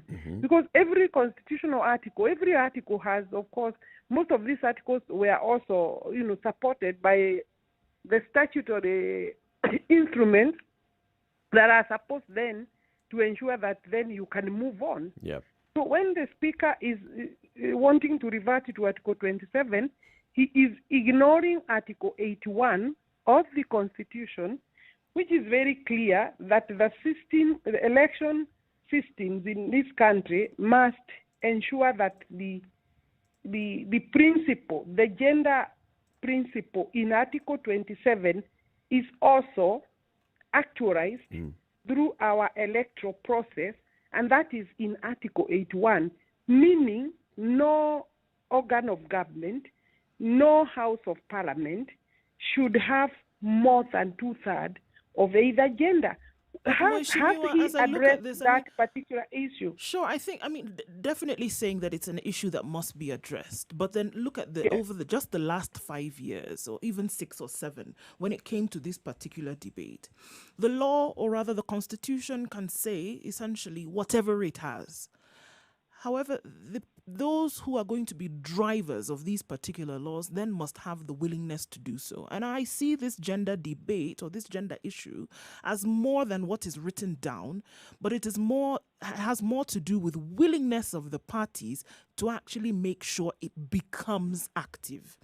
And we're playing between the two. How are we going to reconcile where there are some who are willing, majority are not, vis-a-vis what it says in the law? How do you come to a nexus of the two? You are saying there has to be goodwill. There has to be willingness of those supposed to have the duty to do it. You know, my sister here, remember, a constitution is not a matter of choice. You don't do this other thing will happen. In this particular case, yes, Parliament can decide we are going to be wrong. We are not going to obey the Constitution. And you know, the first thing we do when we get into Parliament is that we are sworn in to defend, promote, and protect the Constitution. So you can decide you will not do that, but then the operative instrument will be the same Constitution will say Parliament will be dissolved. You understand? So yes, we can put our hands off and say we will not do it. It's not achievable. You cannot force people to elect women. We are not saying you force people to elect women. We are saying you guide Kenyans through legislative framework of how to arrive at the principle they wrote in the Constitution. And it's not about choice here. It's about what Kenyans agreed and wrote. You know, even for us to arrive at this particular position, we obviously, the Constitution is a negotiated document. This is what women gained in all these arrangement of various rights and fundamental principles we did secure this as women. Of course, the minorities secured theirs. Yeah. Human rights secured what they want. Economic rights were also secured in the Constitution, isn't it? It is. Land rights champions also secured what they needed. Everybody, including ensuring that police brutality is also checked. That governance structure, the president had more power in the previous constitution. Kenyans took back and distributed it in various other arms of government, including commissions. So I'm saying we really don't have a choice, and we should stop this debate and do the right thing. So let's take a break, women Mheshimiwa. in this country. Yeah. Let's take a break, and then we come back. We want to go into the choices that we then have. Now that it's taken us 10 years to get where we are, we still don't have, a light at the end of this tunnel. Then how do we actualize this ideal that we set for ourselves in the Constitution? This is the Situation Room, Kenya's biggest conversation. Joining us on the line this morning is Alice Wahome, the MP for Kandara constituency. We are talking about dissolution of Parliament, or the solution that's required to attain the gender principle in elective positions. 28 minutes after 7. Time for us to take a break on KTN, home on Spice FM and online. We'll be back shortly after looking at the weather and traffic. This is the Situation Room, the only way to start your day. Spice up your life.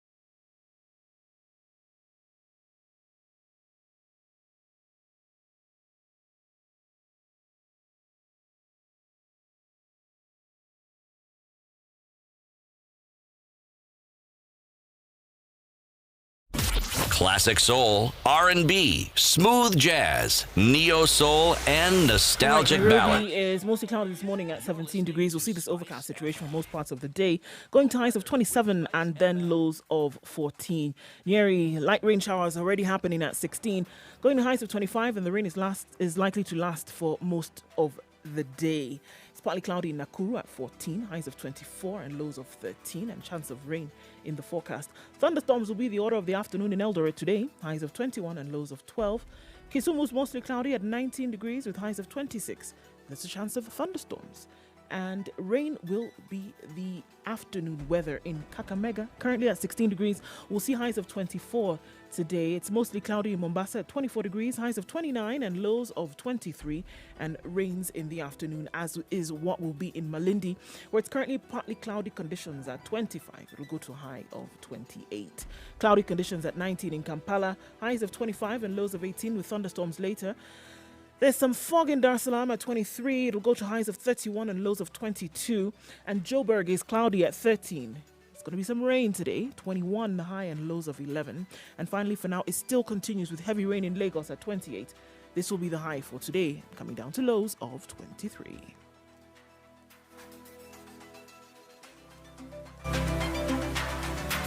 Spice FM. Spice up your life. Okay, so we still have some traffic on Mombasa Road this morning trying to get into the CBD today. Still continues to be the order of the day. We're going to see heightened levels again as the roadworks continue then between Bellevue and the Nyayo Stadium roundabout. Okay, then getting into the city centre, right around Uhuru Highway, there's still some clog up there. There's also heightened levels of traffic as you're trying to get into the CBD via Globe Cinema overpass. So let us know what it is that you see. If you're stuck somewhere, at least we can get it moving this morning. Also, the eastern and southern bypasses open without problems. Be careful right around where there's construction because the demarcation of roads continues. Okay, where are you stuck? Let us know. SMS this morning on 40127.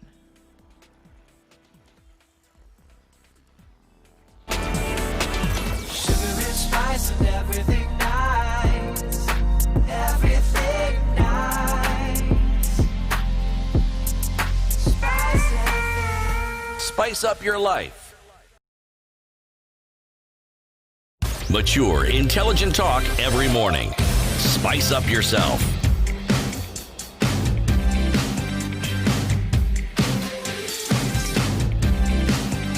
Mornings done right. 94.4 Spice 8 o'clock. The conversation continues right here on Spice FM, online www.spicefm.co.ke, and on KTN Home. We are joined by the Kandara MP Alice Wahome talking about this whole quagmire about realization of the gender debate. And just like Mheshimiwa said as we were going to the break, I mean, this is something that's expected of us in the Constitution. I mean, we put it there, and there's an obligation to parliamentarians to provide a way forward, to provide leadership.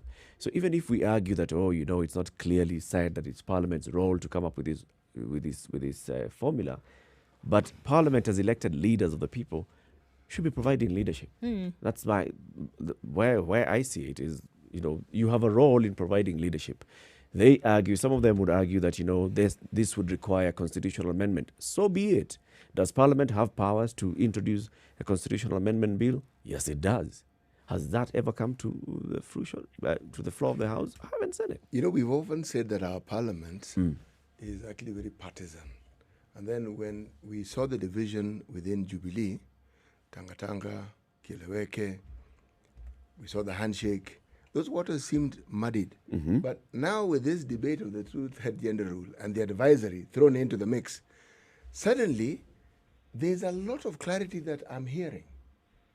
If I listen to the voices, there's closing of ranks. Yes, there are people who a week or two before that seem to have very differing views on certain issues. Suddenly on this particular matter, they are not talking a different language. Yep. No. So it's like our esteemed members of Parliament have actually reclaimed their role as champions of the not just the rights of the people, but the rights of the people as per the Constitution. Yes. All the hullabaloo that we've been dealing with and seems to have been put aside.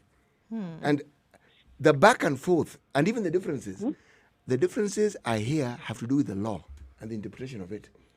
Not partisan the positions that people have taken and which they are unwilling to move from. So even as we talk about changes, I think this particular advisory is bringing about changes that had not been anticipated. Are we seeing those changes really not coming from a selfish point of view? Some could argue that, well, as long as it gives us the results that we want, it doesn't matter how selfish they are. But there are those that are arguing, look at the member of Parliament who are saying, yes, dissolve Parliament today. All right? So we start from the Women Brigade, and then now we also go into the Tanga, Jubilee, Asili, whatever you want to call them, Brigade, who are saying, yes, let's dissolve Parliament. Because they have a particular agenda that they hope to achieve using this particular move. And then there are those others who are saying, no, it was wrong. I mean, we cannot really dissolve Parliament now. You'd not even be having a solution. That's on the other end. So it's still not about getting us to a solution. It's about playing own political games. Actually, no, Mheshimiwa has actually alluded to it very strongly. It is a serious wake-up call. No one, it is clear that our parliamentarians did not think we would ever get to the point where they're facing the possibility of having the august houses dissolved. No. It was never an option. It just didn't, yes. It didn't actually come into the minds of most that So- it could be something that would happen. And now that it's a reality, a pertinent reality, even the discussions, much as one could argue that there's one is a strong selfish leaning in the argument. Yeah. It's not the same argument. Because now you're making an argument with a reality that didn't exist before. And the reality is your job could come to an end sooner than you think, sooner than you planned. It was very wise of the drafters of the Constitution to include that bit in the Constitution, because then it pushes and it gives them fresh impetus It does. to think beyond. You Yes. know, just like Mheshimiwa, you were saying that before this, everybody was saying, who can really, nobody can would dissolve dissolve Parliament. Who would Parliament? dare? They were expecting that the Chief Justice would not have the guts to do this. But here we are. The Chief Justice has actually delivered the sword to the President. Yep. And it's just upon now this. However, the question that we would like to ask, Mheshimiwa, is how do we then get a proper solution to this issue of gender debate from your perspective? Is it something that can just be sorted out by a piece of legislation, an act of parliament, or would it require a constitutional amendment? Now, who is that are we having there talking nicely there and saying, yes, now we have changed, we have become champions suddenly. This is City of the Muga. Constitution. Muga, you know, Yes, your, Mheshimiwa. your counterparts, male counterparts, have always counted us and said, look, you can't force us. And they even conspire. They would leave Parliament during the debate for the two-thirds gender bill. Right now, I can tell you, we are, even the calling for Kamkonji. I won't attend the Kamkonji myself. Why? Because we've done this thing too much. What I want is the bill to come to the floor, we debate, and we pass it. I think it is a good thing. It's a shocker. And not just a shocker to members of Parliament. It's a shocker even to the executive. It's a shocker to the country. I think there is a constitutional moment now for women in this country. Solution is bring the bill back to Parliament. And the President, if he wanted to be good to Parliament, and really he has no reason to be, if you ask me, possibly if he thinks that this Parliament is serving the executive properly, because of course there is no way the executive can move without the support of the legislative arm of government. Maybe he might be sympathetic. But he could decide to just drop the hammer on Parliament. You see, we are kind of joking a lot, because the executive also could reach a point where I'd say this Parliament, after all, has not been good to me. So, we are playing with like the sword of where, This and is the sword of sword Damascus. can fall. Yes. Anytime. It can fall, and many members possibly are not ready. The solution, I have said, is just not this debate. It's not to find some corners to run to or to avoid the provisions of the Constitution. The solution is to really do the right thing as we have been ordered by the people of this country. Let the bill come. Let the bill come. We pass it, and then we can worry about when will we have then the number. But which bill? These bills are there. The bills are there. The legislative bill, there is Dwara 1, there is Dwara 2, there is Dwara 3. There are other bills which we dropped. It's just a matter of renewing them and publishing them. One Friday afternoon. Today is Wednesday, correct? Yeah. If the executive wants to help Parliament, or if Parliament wants to help itself, is basically to come up with this bill. We also have a legislative department in Parliament. We have the legal department. It's a matter of working on it, renew the bill, take it for publication, and we have it fast track. Are we saying that the grounds upon which those bills were rejected, first, second duale, third duale, and all the other bills, were only because of lack of goodwill from members of parliament, such that even if we brought in duale 1 today, then it has all the merits, it can pass? Absolutely. You know what, Eric? This is the truth, or the elephant in the room. The more women you have on the floor of that house or in parliament, the more you create spaces for women, and eventually these spaces are supposed to expand the competitive ability of women, to enhance the competitive ability in political quotas for women, so that then we can run either, for the same positions. If it is governors, and you have women also competing competitively. If it is the single member seat, like the one I occupy, then obviously we expect that there will be more women. So more numbers of women in parliament means less space for men in parliament, and that's really the elephant in the room. So they wouldn't support. It is not because the bill was flawed. It's not because the bills were not good or were not answering and giving a solution. We gathered up to 195 votes the first Duare 1. Duare 3 was disaster, because, not really disaster, because we still had 174 votes the last time we made a good attempt. And that's really not very bad. What I'm saying, we needed 233. So from 195 to 233, you can see we had worked very hard.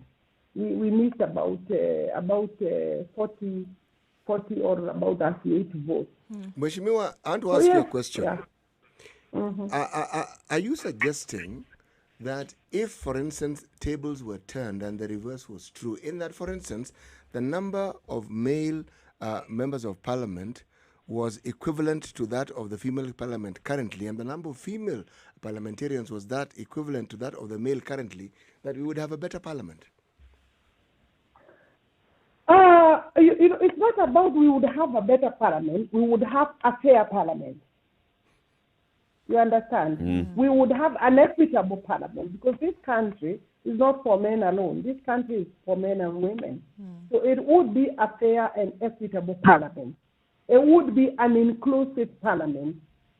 It also needs to have more youth. Women, more youth who are men. Actually, I suspect I didn't ask my question well.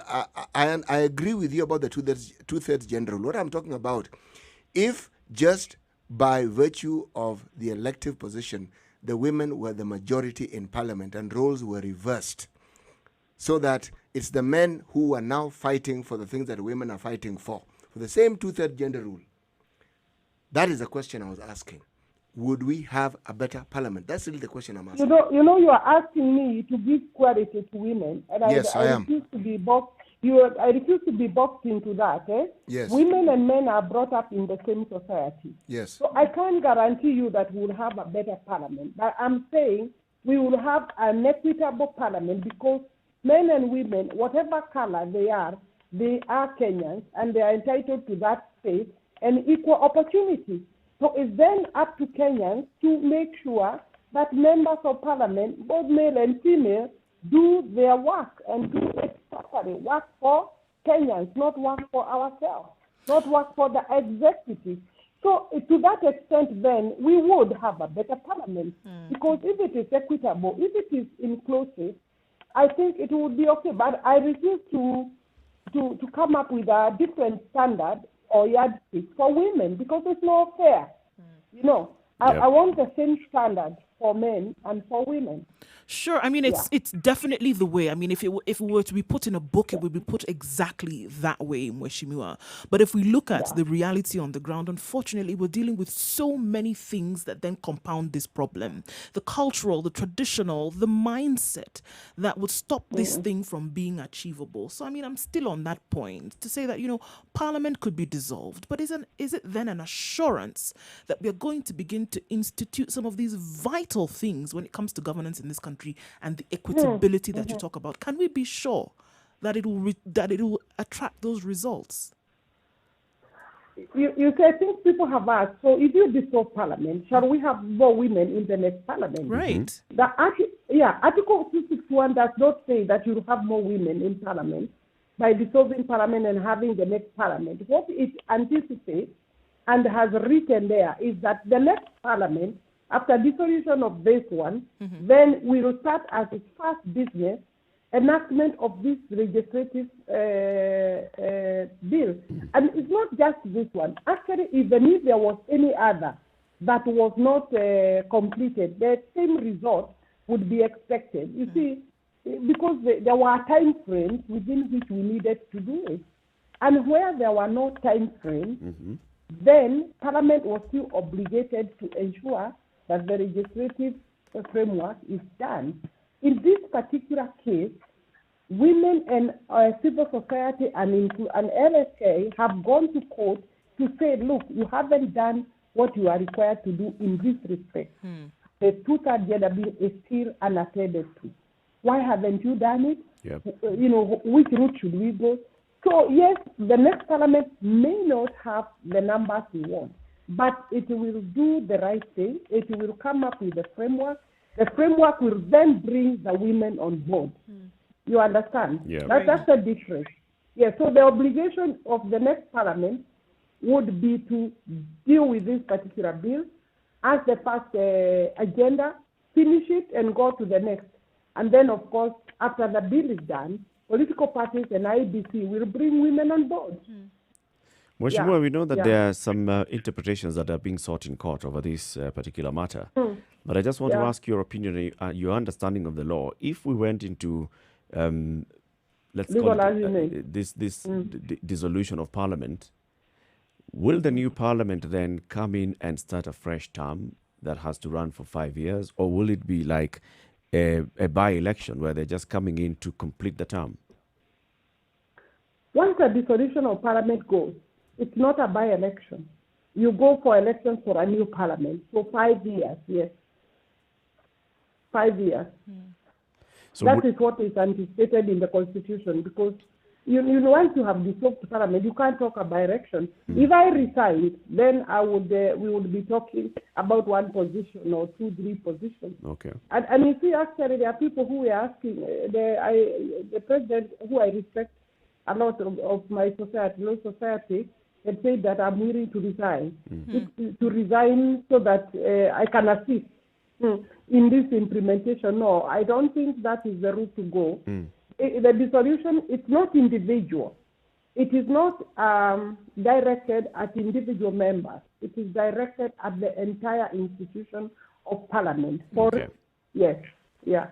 So if the new members then come in to serve a fresh term, would that also then require a fresh term? Yeah. Amendment of the Constitution that recognizes a general election on the second day of August after the last election, the second Tuesday of August? That could be one or two small gaps. But you see, when you talk about 261 saying parliament will be dissolved, you resort to the same, the articles of the Constitution, sometimes are read together with the other. You don't just read one. Okay. You read this one and then you look at any other supporting. So once you dissolve parliament, you revert to the provisions that says you then have to set up another parliament. There are provisions of how you go to elections if there is no parliament. Yeah. Irrespective of the fact that it is a Tuesday or whatever, when we wrote that one, we never said it has to be then a Tuesday. Because if you dissolve today, then it is not possible to have a Tuesday. This would be a new election and therefore would have to have a different date, not a second Tuesday of August every 5 years, or within the 5 years of the general election. Right, even as you look at the mechanics of all of this, Mheshimiwa, and say that, according to the law and what, legislation says, and, we've already looked at, the societal mindset then when it comes to women in leadership and in governance. Patriarchy, Right, the patriarchy is real. Patriarchy is real. Right, so even as we are looking forward to this, we often talk about, even girls' education. The only time that it was seen, the benefits of sending girls to school was when the decisions were actively made by fathers sending their girls to school. Then others caught on and said, okay, we can actually benefit, all of us can benefit collectively from this thing. Do you feel that a forced action, putting women in these positions and then seeing the benefits, would then lead to the results that we are hoping for? Can you relate between the two examples and say that such a thing, if you don't force it, you won't see the benefits, and on their own, people are not going to make the decision to put women in these positions? Is a forced action the way to go about? You see, if we have a problem, you have to find a solution to address a problem. If you look at the countries that have made major steps towards empowerment of women, be it politically, be it socially and economically, Western and even here in Africa, even America, the education has been key in bringing women on board, because obviously an educated woman is literally empowered to handle many of these challenges of where you need to have a similar or equal platform to be able to compete. Because you see, even if it is resources, if it is employment, if it is debate, if it is discussions, if it is ensuring that your family is the same as the other family, you need equal platforms. You need to be able to say, yes, I have this education for my girl or for my daughter or for my son. So I think that if you look at the education itself, our education system in this country, it does recognize that some areas in the country are not the same in terms of development or opportunities, or even income levels are different. And therefore, you'll find that even entry points have been lowered, both at the secondary level and even at university level, because the kids have not been exposed to the same facilities. Why did we do that?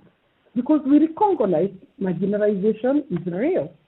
And therefore, for women who have been stopped by maybe their parents do not give them the same value, even today, you will know that there are girls who will be taken through FGM so that they can then be married early, and as soon as they go through the initiation, 13 years, they are said to be ready for marriage. So you see, it's not the same when you then take a boy to school and you leave a girl to be married at 14 years.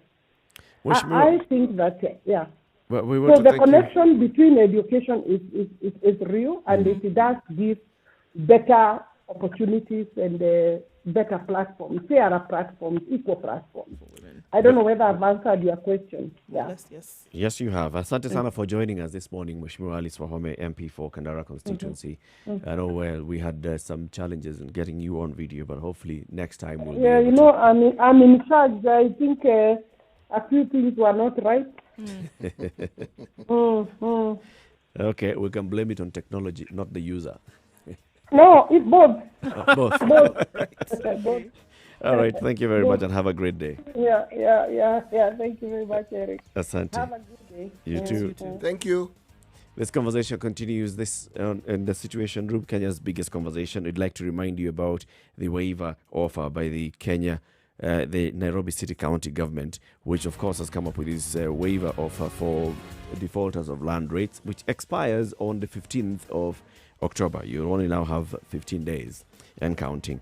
If you'd like to take advantage of this waiver, and you should, go to City Hall Cash Office or the Makadara Cash Office or the Times Tower ground floor banking hall, obtain an invoice, go to Cooperative Bank or National Bank, or you can go to the web portal, or that is epayments.nairobi.go.ke, and a mobile app, NCCG ePayments, and pay. Take advantage of this offer before it expires on the 15th day of October. It's 4 minutes to 8. We'll be back shortly. This is The Situation Room on Spice FM, on KTN Home and online.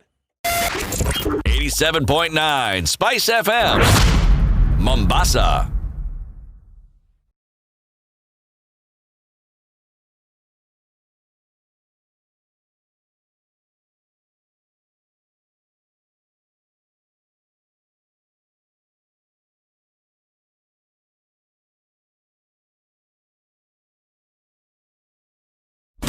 Classic soul, R&B, smooth jazz, neo soul, and nostalgic ballads. Make some noise. You're listening to Spice FM.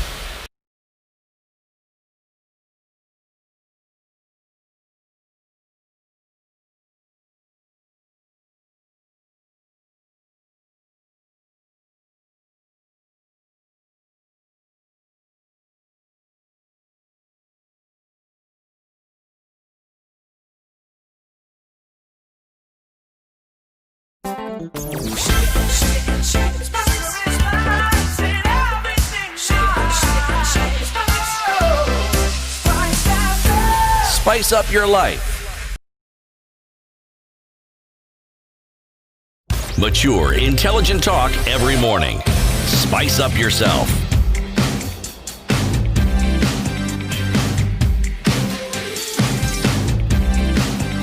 Mornings done right. 94.4 Spice FM. Mama was saying it sounds like it's the president to either feel, like he likes this parliament and then gives them a helping hand, or he doesn't like the parliament and dissolves it. It's one or the other. Doesn't like it, or would If he go feels with it's not serving my interests, or go. the interests of Kenyans. Those are two different things. My interest and the interest of Kenyans. Yeah, two Of course. two totally different I things. was specific. Either way, Who says? it's entirely in his hands. They're not necessarily The same thing. same. The interest of Kenyans and your personal From a interest. politician's perspective, what is my interest is the interest of the public. It starts with that. Yeah. My interest So is that- Is therefore actually Yes, it has to be. Because interest I of the represent public. their interest. in thought. okay. So not necessarily that the public interest is necessarily my interest. No. Okay. No. You get it I am right. not public. So, what do you hope the president does? Or you sit there and you're saying, Haki, if I was Uhuru. The president is a politician. He's going to dangle this thing. Opportunities don't get better than this. They certainly don't. All the people in the civil society space who've been calling President Uhuru a dictator, they've been calling him whatever name they have chosen. Well, he has the power to be that right now. He has the opportunity, right? He has the power. He actually has. And it has been handed over to him by our constitution. And you know why it's been handed over to him? Because the very lawmakers have been dilly-dangling and Instead of doing their job. Yes, instead of doing their job, they'll be doing whatever else they've been doing. And now they have brought this upon Now themselves. where we Perfect are. example of what you say actually comes to pass. Yes. All right. Let's have another conversation in the next hour. Good morning. It's now 8 o'clock. Sugar and spice and everything I spice it. Spice up your life. 102.5 Spice FM. Kisumu. Okay, so Mombasa Road today is for tears. People are actually crying on the road because it's a mess, guys. All the way from Lolongo, getting then down towards Syokimau, after that Cabanas, and then to General Motors. Absolute mess, and it is chaos. It's a catastrophe is what it's being called. Okay, very many adjectives used to describe this today. Been stuck in one spot for over 50 minutes all the way to the airport. All right. The southern bypass, after that, you're going to need some patience. Let's look outside of the city now, and the Suswa Maimahu area. There is a holdup, and it's been there for 2 hours for some reason. The angry residents have taken to the streets because we don't know.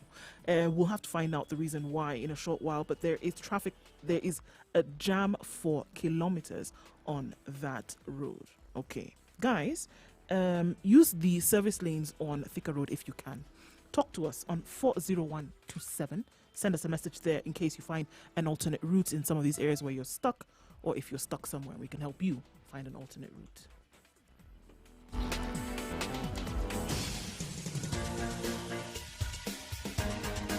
This is the Situation Room the home of hard-hitting political commentary and penetrating insights about the state of the nation. This is a talk radio experience like no other. The Situation Room, a place for hard truths, debates, and elevated conversations. The Situation Room, witty, political, engaging, deep, controversial. In the room, we have C.T. Muga, researcher, academic, seasoned political observer, a fountain of wisdom in these politically uncertain times. Ndu Oko, Nigerian by birth, Kenyan by choice, communications expert, Pan-Africanist, a truth seeker and believer in people power, and Eric Latin, agent provocateur, the man in the chair, seasoned journalist, news hound, a man who believes in punching up, not down.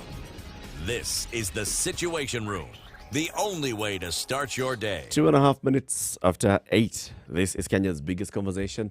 Spice FM broadcast on 94.4 in Nairobi, Mombasa 87.9, Kisumu 102.5, 97.7 in Malindi, 96.0 in Nakuru, in Eldoret it's 96.7, Nyeri 90.9, and we are also live on KTN Home for the next 1 hour, and we are also live on www.spicefm.co.ke and Spice FM KE on YouTube, Facebook and Twitter. Our numbers 0719 012 600 and our SMS line is 40127. That's 40127 for SMS.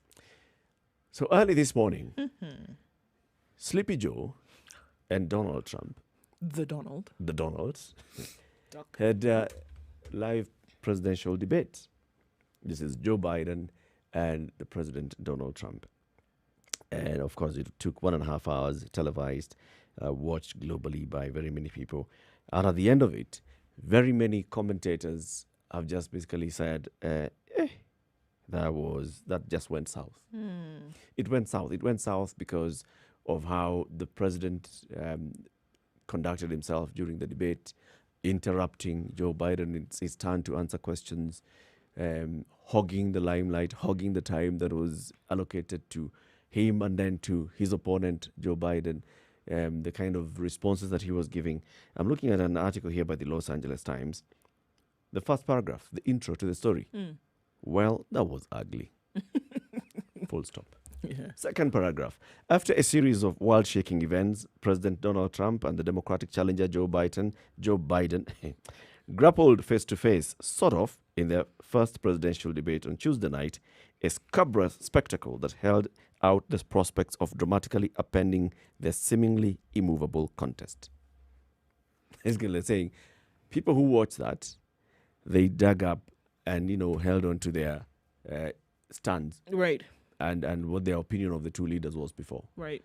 Nobody is likely to have been swayed by the performance of either. Which is what essentially a presidential debate should. You should, if someone's mind up until that debate had been a certain way and your point was to change their mind, the debate then was the channel for you to do this, okay? But what it was and what it looked like was a lot of mudslinging. There was a lot of name calling. There was a lot of things that you wouldn't expect from two gentlemen of this stature. You wouldn't expect. And that stature is? Presidential. Come on. There's a certain wherewithal that they would have, a certain way in which they would carry themselves. What you would think, or what perception here. That's what I was going to say. It's a perceived notion of how they should carry themselves out is what didn't come out, which is what has led to all of these comments that we are getting today. That's what the LA Times says. CBS says, for example, that it featured a chaotic series of bitter exchanges and name-calling, with the president repeatedly speaking over his rival and the moderator struggling to maintain control of the 90-minute affair. Will you shut up? An exasperated Biden said in a comment that was emblematic of the tumultuous nature of the debate. It's hard to get a word in with this clown, which is what he said. You wouldn't normally hear things like this coming out of Biden's mouth, but it happened during this debate. Would you say the man spoke from the heart? This is the thing. Now, it is that what the personal sentiments of the other individual came out here, which, and more often than not during the 90 minutes, which you normally wouldn't hear in another and why is this which a is bad why thing? it's not necessarily a bad thing, but this is why I think that you're hearing these statements that have come out. is that the debate then did not fulfill what a debate ordinarily is intended to It fulfill. was not issue-based. It wasn't issue-based at all. It just was became an a attack on shouting match. personalities. That's what it was. It became like a Kenyan parliamentarians thingy. How do you distinguish between a debate that is issue-based and a mudslinging debate? Well, this is one where you have a moderator who has a set of questions and they have already been told this is what we're going to focus on. All right? And then somebody is asking a specific question. What is your view on this and that? Or what is your stand on this particular issue? Person starts, goes off. This other one comes in, forget about him. It becomes a shouting match. For example, listen to what was happening. One of these clips, courtesy of C-SPAN. This is what was happening during that debate. You should go out and vote. You're in voting now. Vote and let your senators know how strongly you feel. Vote now. gonna pack the Make court? sure you, in fact, let people know He doesn't wanna you're a answer the senator. question. I'm not going to answer the question Why because wouldn't you answer that because question? the You wanna question put a is lot of the new question Supreme Court is justices, the radical question, left. Will you Who shut is up, on, man? Listen, who is on your list, Joe? This Who's is on your so list? right. Gentlemen, This is- I think This we've is ended so this. He's going to pack the court. We have I'm not going to give a list. We have ended this segment. We're going to move on to the second segment. That was really a productive segment, wasn't it? Keep yapping, man. The people understand, Joe. They sure do. 47 years you've done nothing. They understand. Oh, So, what do you make of that then, CT? Oh, it's a delightful debate. You like it, eh? Was that an issue-oriented conversation? Yes, it was an issue. They were talking about packing the Supreme Court issue or filibustering on the same. That's where it all started from. You see, when we have this academic perspective of what issues are, we sort of like talk roads, health, the army, business issue, okay? But remember, these issues are discussed and determined by individuals. So when you have individuals showing us their true color, you really have a real issue discussion here, because you then have an opportunity to decide which of these two crazies do I think should be the best to lead president. the Yes, country. exactly. So it basically just reduces each of them into a crazy. Actually, if you're shouting, how do you tell who is making more sense than the other? If they are both sort of like shouting at each other and calling each other names, how do you determine this? Someone is asking, saying, I'm not going to answer, just shut up. Yes, man, just- it actually becomes a very juvenile contest. And personally, I'm actually happy to listen to it. It's pleasant because... It's entertainment for you. No, it's not entertainment. There's an element of entertainment, but that's not what comes to the fore. What comes to the fore is what these people are made of. So, if you are thinking of electing a leader, then you need to ask yourself, what sort of leader? And this debate is telling you this is a sort of leader that you have. No pretenses, nothing. When things get thick, when things get tense, this is what comes out of their mouths. So this is what you have. Yes. So the decision-making process as to who should be a leader is actually made easier. That's why I said, since they're both shouting, which of these two crazies do you prefer? Well, okay, so if we're looking at issues, if you're looking at those issues that you mentioned before, and then looking at what both of them had to say, anybody could find that one had merit. Or the other had merit. In Believe those me, things, there are people right? who love But what they're hearing this on is what I'm- either side. So now you get to know the personality of an individual when that person is angry or upset. Not just on a presidential debate, anytime. It's like they say, when somebody is angry or drunk, that's when you know the truth about how they really feel, right? In this case, people's tempers flew. And you get to know how they would rule or how they would decide on something when it came to the point where it was really hot in their minds. So earlier on, when I said that, a debate or a presidential debate was to either sway one's mind in one direction or another on how they felt about particular issues, whether it was the Supreme Court nomination or whether it was jobs in America or whether it was the immigrants issue, those things that continually pop up. Perhaps the way an individual really feels, because you see them getting annoyed right at the podium, would then segue into how this individual essentially would lead. Yes. So, you want to ask the question, is it Biden who sort of like became more like Trump, or are we now seeing the real Biden? And so he and Trump are really not that different. What exactly are we seeing? Or are you seeing that Yes. Trump did the right thing, quote unquote, by showing who he really was from the beginning and letting you know that everybody else is just like me? I am the only one then who has the audacity to show it on a public You see, podium. Trump has the disadvantage in the sense that he's been president. So we've seen him for what he is for quite some time. This is it, and he's not been shy about it ever. No, he hasn't actually changed. He's consistent. He's been constant and all right? consistent, yeah. Now, there is the persona, there's the image that we were led to believe Of the represents United States Biden. leader. Yes, exactly. Now, unfortunately, that particular bubble, Trump burst it a long time ago. Okay, he's just Trump. He doesn't fall into any box that one may have set for the so-called supreme leader of the people of the America. Okay, he's just Trump. Now, Biden seems to have realized that perhaps that is the way to go. So he is becoming Biden stroke Trump, because the way we hear Biden responding to everything, it is something that we characterize President Trump with. Not Biden. But then Biden hasn't been president. So we haven't had an opportunity to have him in the full glare of the public as we have had Trump. But these debates, when you talk about issues, if you ask me, they get to the heart of the matter. We are actually seeing the real issues coming up. Who are these people really? Trump, we have an idea. He's been very good about it. He's shown us with clarity and hasn't deviated from the norm. And he has, even in this debate, he has not deviated from the norm. So he's real. He heckles. I don't think he has the ability to pretend about who he is. I don't think he knows how to. Why should he? He's let it. He may know how to, but he may not want to. From the very beginning, he spoke the mind of a good percentage of Americans who never actually said it in the open. Yes. Americans who said, immigrants, get them out of here. They have no business being in our country. Americans who said, yes, we believe in the Star-Spangled Banner and we want that greatness to come back to us. Speaking their mind. He came and he spoke it for them. People who stand on the podium or stand on the platform of elective politics in the United States and feel that they can say whatever they want because of that position, and coming down to say, well, at the end of the day, you're just a human being and this is what I know. I know you cheat. I know you listen into people's phone calls. Saying it in public for people to understand that this is exactly what is going on. So here you have a public of a personality who is standing and speaking the things that a great percentage of Americans actually feel. Suffice to say that they never really had somebody like that. You actually can't call Trump hypocritical. No. He's always said what he said. You may not like him, you may not like the things he says, you may have your own ideas, but you can't call him hypocritical. In fact, what you can blame him for is being too basic. Yeah. Just surely, pretend a bit. And you know why? It tells you that we expect our leaders to pretend a bit.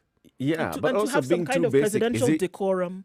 Is he being say too certain basic without things. substance, or is he being too basic in terms of just breaking it down into the ordinary talk? He breaks it down and he's offensive. That is where I think the problem arises. It doesn't sit too well. It doesn't sit too well with those No. who expect it to be said in a certain way, but it also sits very well with those who expect it to be said as it Precisely. is. Like, for instance, one issue that has come up over and over again is what one says. He doesn't come out openly and say something that would consider as a censure for white supremacists. He doesn't. So the option that one is left with is that he supports white supremacists. Today he was asked by the moderator, Chris Wallace, to condemn white supremacists and militia groups. He said, sure, I'm willing to do that. And that was it. So he was told, then do it, sir. He was like, just stand back and stand by. I will. I'm willing to do it. So, I mean, there are things that he would say. Questions that he's been asked in the past. For example, he says, you never really embraced religion, but then you find that, people would want you to embrace it in that way. And then he said, I like the Bible. I've read certain parts of it. I like it. It's a good book. Same thing. I'll condemn it. I don't like white supremacy. Basic like that. I don't like it. He's not going to go any deeper. He's not going to bring out some philosophical argument for you to then now Well, I wouldn't do hang it either. on, I mean, if I know that he's this just is going where to I'm say going it to as get... it is and this is what it is. However you choose to accept it, that is totally up to you. But he has put it out there. He has said it. Coronavirus came, he said, this Chinese flu. It's these China people who've brought it here for us. We were fine before they came in. And you would have journalists and reporters and analysts and commentators who would say things and basically tell him, you can't speak in this manner. And he would say, why not? They brought it here. It's a Chinese flu. That's what it is. According to him, that's what it is. But guess what? There are very many Americans who believed the same thing. If we didn't have people crisscrossing and coming into our country, we would never have gotten this disease. Then he took the issue of employment. They took our jobs away. Now that one hit a lovely nerve. It resonated. Our employment is because these people have taken our jobs. They've taken the jobs to China. So we can't have them here in America. Yes.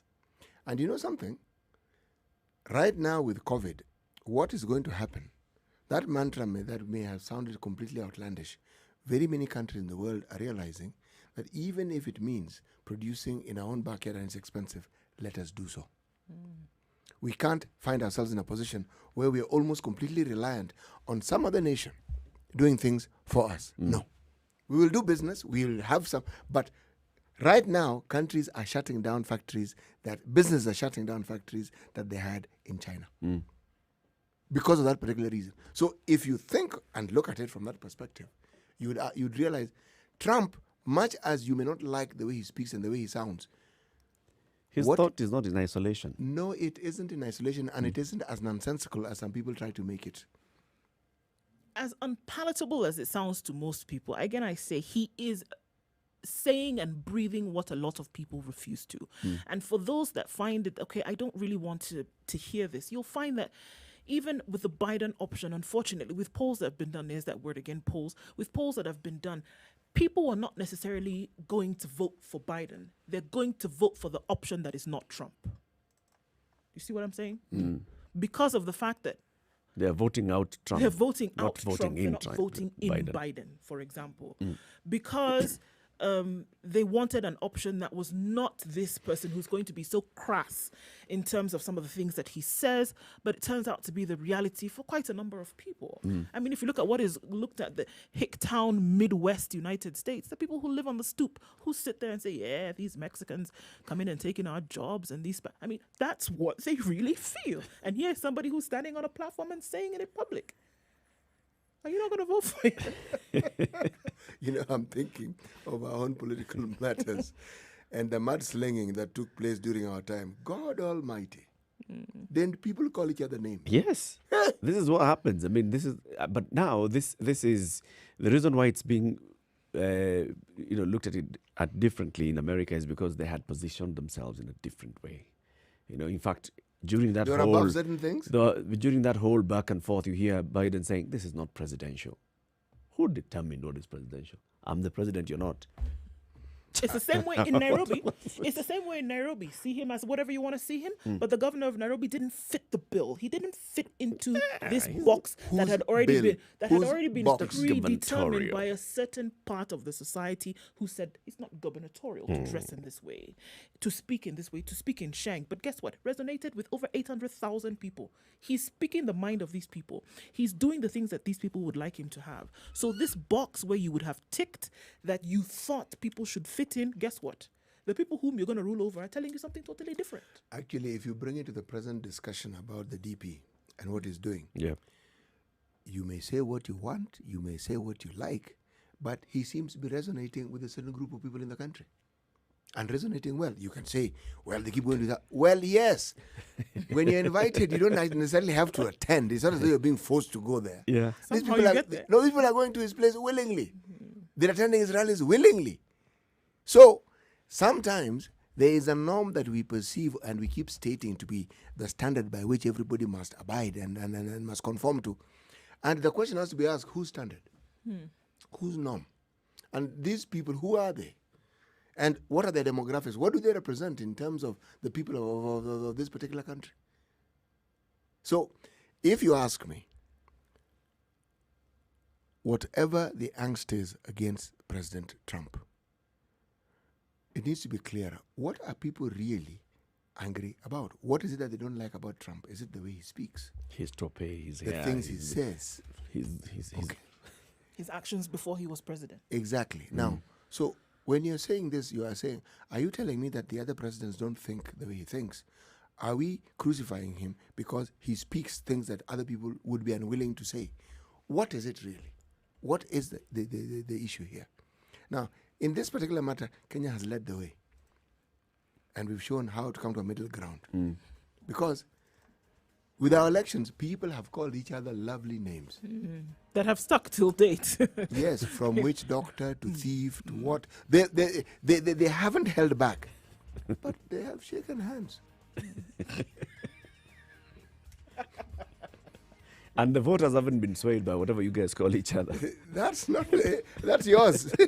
And that they consider as pure entertainment. Part of it, yes. We're going to be showing you on the screen what Trump immediately tweeted. He put it up a photo of himself. It was Trump versus Biden and Chris Wallace, the moderator.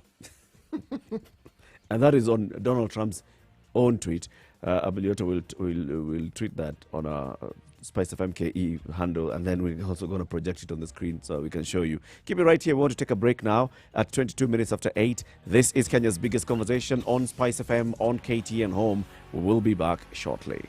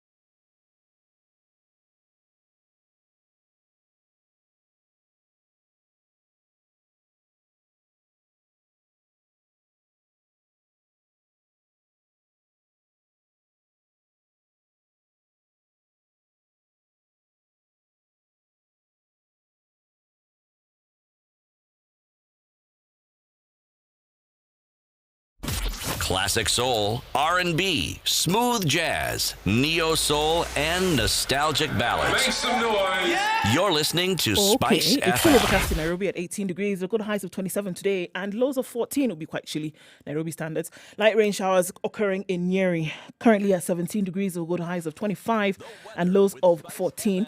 It's partly cloudy in Nakuru at 16, going to highs of 24, and rains in the afternoon. It'll be thunderstorms in Eldoret later. Highs of 21 and lows of 12. Kisumu at 19 degrees is mostly cloudy. Highs of 26 and lows of 19. Kakamega mostly cloudy at 18 degrees, going to highs of 24 and lows of 15. And showers expected later on. There'll be showers expected in Mombasa as well, going to highs of 29 and lows of 24. And Malindi also will experience showers with highs of 29 and lows of 24. Kampala 25 with a high today and lows of 18 with thunderstorms expected later. Dar es Salaam mostly sunny at 25. Those sunny conditions will last through most parts of today. Highs of 31 and lows of 23. Johannesburg is cloudy at 13. We'll go to highs of 21 and lows of 11. And showers will go throughout today. It's still heavy rains in Lagos at 28. That will be the high, coming down to lows of 23.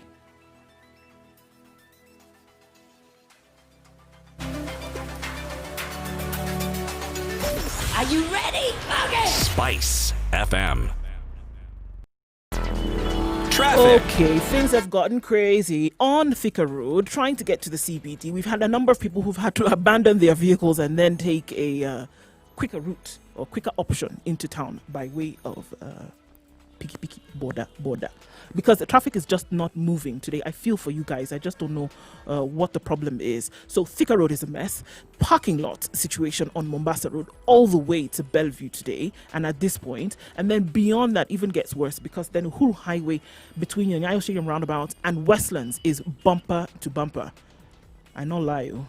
And then outside of the city, the Suswa Maimahi Road has been blocked by locals for some reason for going on 3 hours now. No law enforcement in the area as yet, and hoping that is being sorted out. There's crazy jam then also. Avoid Jogo Road, avoid Juja Road if you can. We'll try and look for where it is at least smooth and let you know. Let us know also. 40127. That's the SMS number.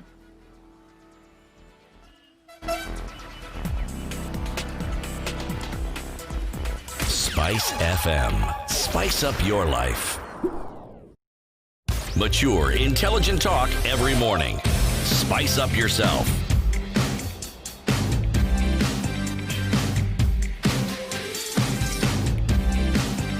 Mornings done right. 94.4 Spice FM, Nairobi. This is Kenya's biggest conversation, the Situation Room on Spice FM, on KTN Home, and on www.spicefm.co.ke, Spice FM KE, YouTube, Facebook, and Twitter. What did you make of the first US presidential debate? Happened early this morning, Kenya time. It was in Cleveland. Just like we're saying, many media commentators have come in and said, political commentators have just said, this was seriously a farce. It was just everything else but what we've grown to see and to expect of a debate. It was a shouting match. It was, interruption between the speakers. It was But they were all speaking. over. They were speaking. They spoke. And you could hear what they were saying. Mm-hmm. And it told you volumes. Those manicured speeches that you normally hear don't tell you anything except what they want you to hear. This one, for once, you're hearing things that no one actually intended you to hear, but you have a front row seat and you can actually hear it. I mean, having said that, consider that those who oppose President Trump also do have a perspective and a view, and it isn't drawn from nothing. No, it isn't. And I think Biden also represented some of those views today when he said that Trump is the worst president America has ever had. And he blamed him for bungling the response to the COVID pandemic and fueling racial divisions amid recent protests against police brutality when it came to the Black Lives Matter movement that is going on now. And he said, and I quote, this is a president who has used everything as a dog whistle to try to generate racist hatred and racist division. It could have been that he said this as a result of what Trump had earlier said to him about two of his sons, where one has issues to do with drug abuse and the other is currently working in Ukraine. And we know that the entire US-Ukraine relations have been a bit prickly, if that's what you want to use. They were not always prickly. They were not. Yes. However, he had blamed Biden, or rather called out Biden for his son being involved in that process and says, what kind of a father are you? So he went pretty low in terms of digging at him. What kind of a father are you that allows your son then to get into issues with drugs and becomes a drug abuser? He also went on to say that you either graduated the lowest or among the lowest in your class. Don't ever use the word smart with me, Joe. This is what President Trump said. Did you use the word smart? That's what he attributed to Biden at some point. You see, the thing is, remember, this is a new dispensation. And I think part of the reaction is the reaction we have whenever our conformity is disturbed or when it's challenged. Because what you then look to, you suddenly realize, wait a moment, what exactly are we seeing? Because what you've moved from represented something that you liked, and it put you on a certain pedestal, and you were a certain type of people collectively. But again, it's the associative nature of this. What we are hearing is what third world banana republic types like ourselves are supposed to be associated with. And it doesn't go down well that people who are superior, people who are of a more advanced humanity. Living in the first world. In the first world, okay? Being compared in such a manner, especially the leadership that is supposed to encapsulate the very being of the people, being brought down the to very this, spirit of greatness. Yes, being brought down to this level. They're such high pretenders, though. All those things that we're saying about, the direct attacks from Trump to Joe Biden, those direct attacks have also been directed at Donald Trump. In fact, if you look at what the Democratic campaign is doing, it's not necessarily focusing on Trump's 4 years in office and his performance as a president. Trump the person. It's Trump the person. They personalized it. So when you get the dose of exactly what you've been serving, what's your issue? But then brings a question. Otherwise, Can you really don't use the word smart person, with me, Joe. The person is right. The person becomes a president wherever you want to look at them on the globe. But can you really remove the person from the president? You're supposed to. You should, quote unquote. But then we're clearly seeing it that personalities will come out, whether the individual is presidential or not. And we often remove humanity from an individual who then becomes president, hoping that they have some kind of godlike quality, which is impossible for a human being. Yes. Okay? Now, in this case, This is who Trump is. This is who Joe Biden is. Because Trump became president, can you remove who his person was? Because then he has taken on the status of presidential. No, you can't. But then that is why there are all these people who are employed Who by that sit around structure you, of who theirs. guide Yes, you, who are supposed who are to supposed to ensure- guide and advise you on how to carry Trim yourself. it, manicure it, present it in a way that is easy to not just chew but also to digest. The issue here is that this one is difficult to digest. Things that are considered prickly, thorny, troublesome, the man just wades into it, not even feet first, head first. Okay? And then words follow. And the words that follow are the sort of words that one didn't expect. They are not words that supposedly bring peace. If anything, they create even more chaos. All I'm saying is that a presidency, by its very nature, is actually premised on certain norms.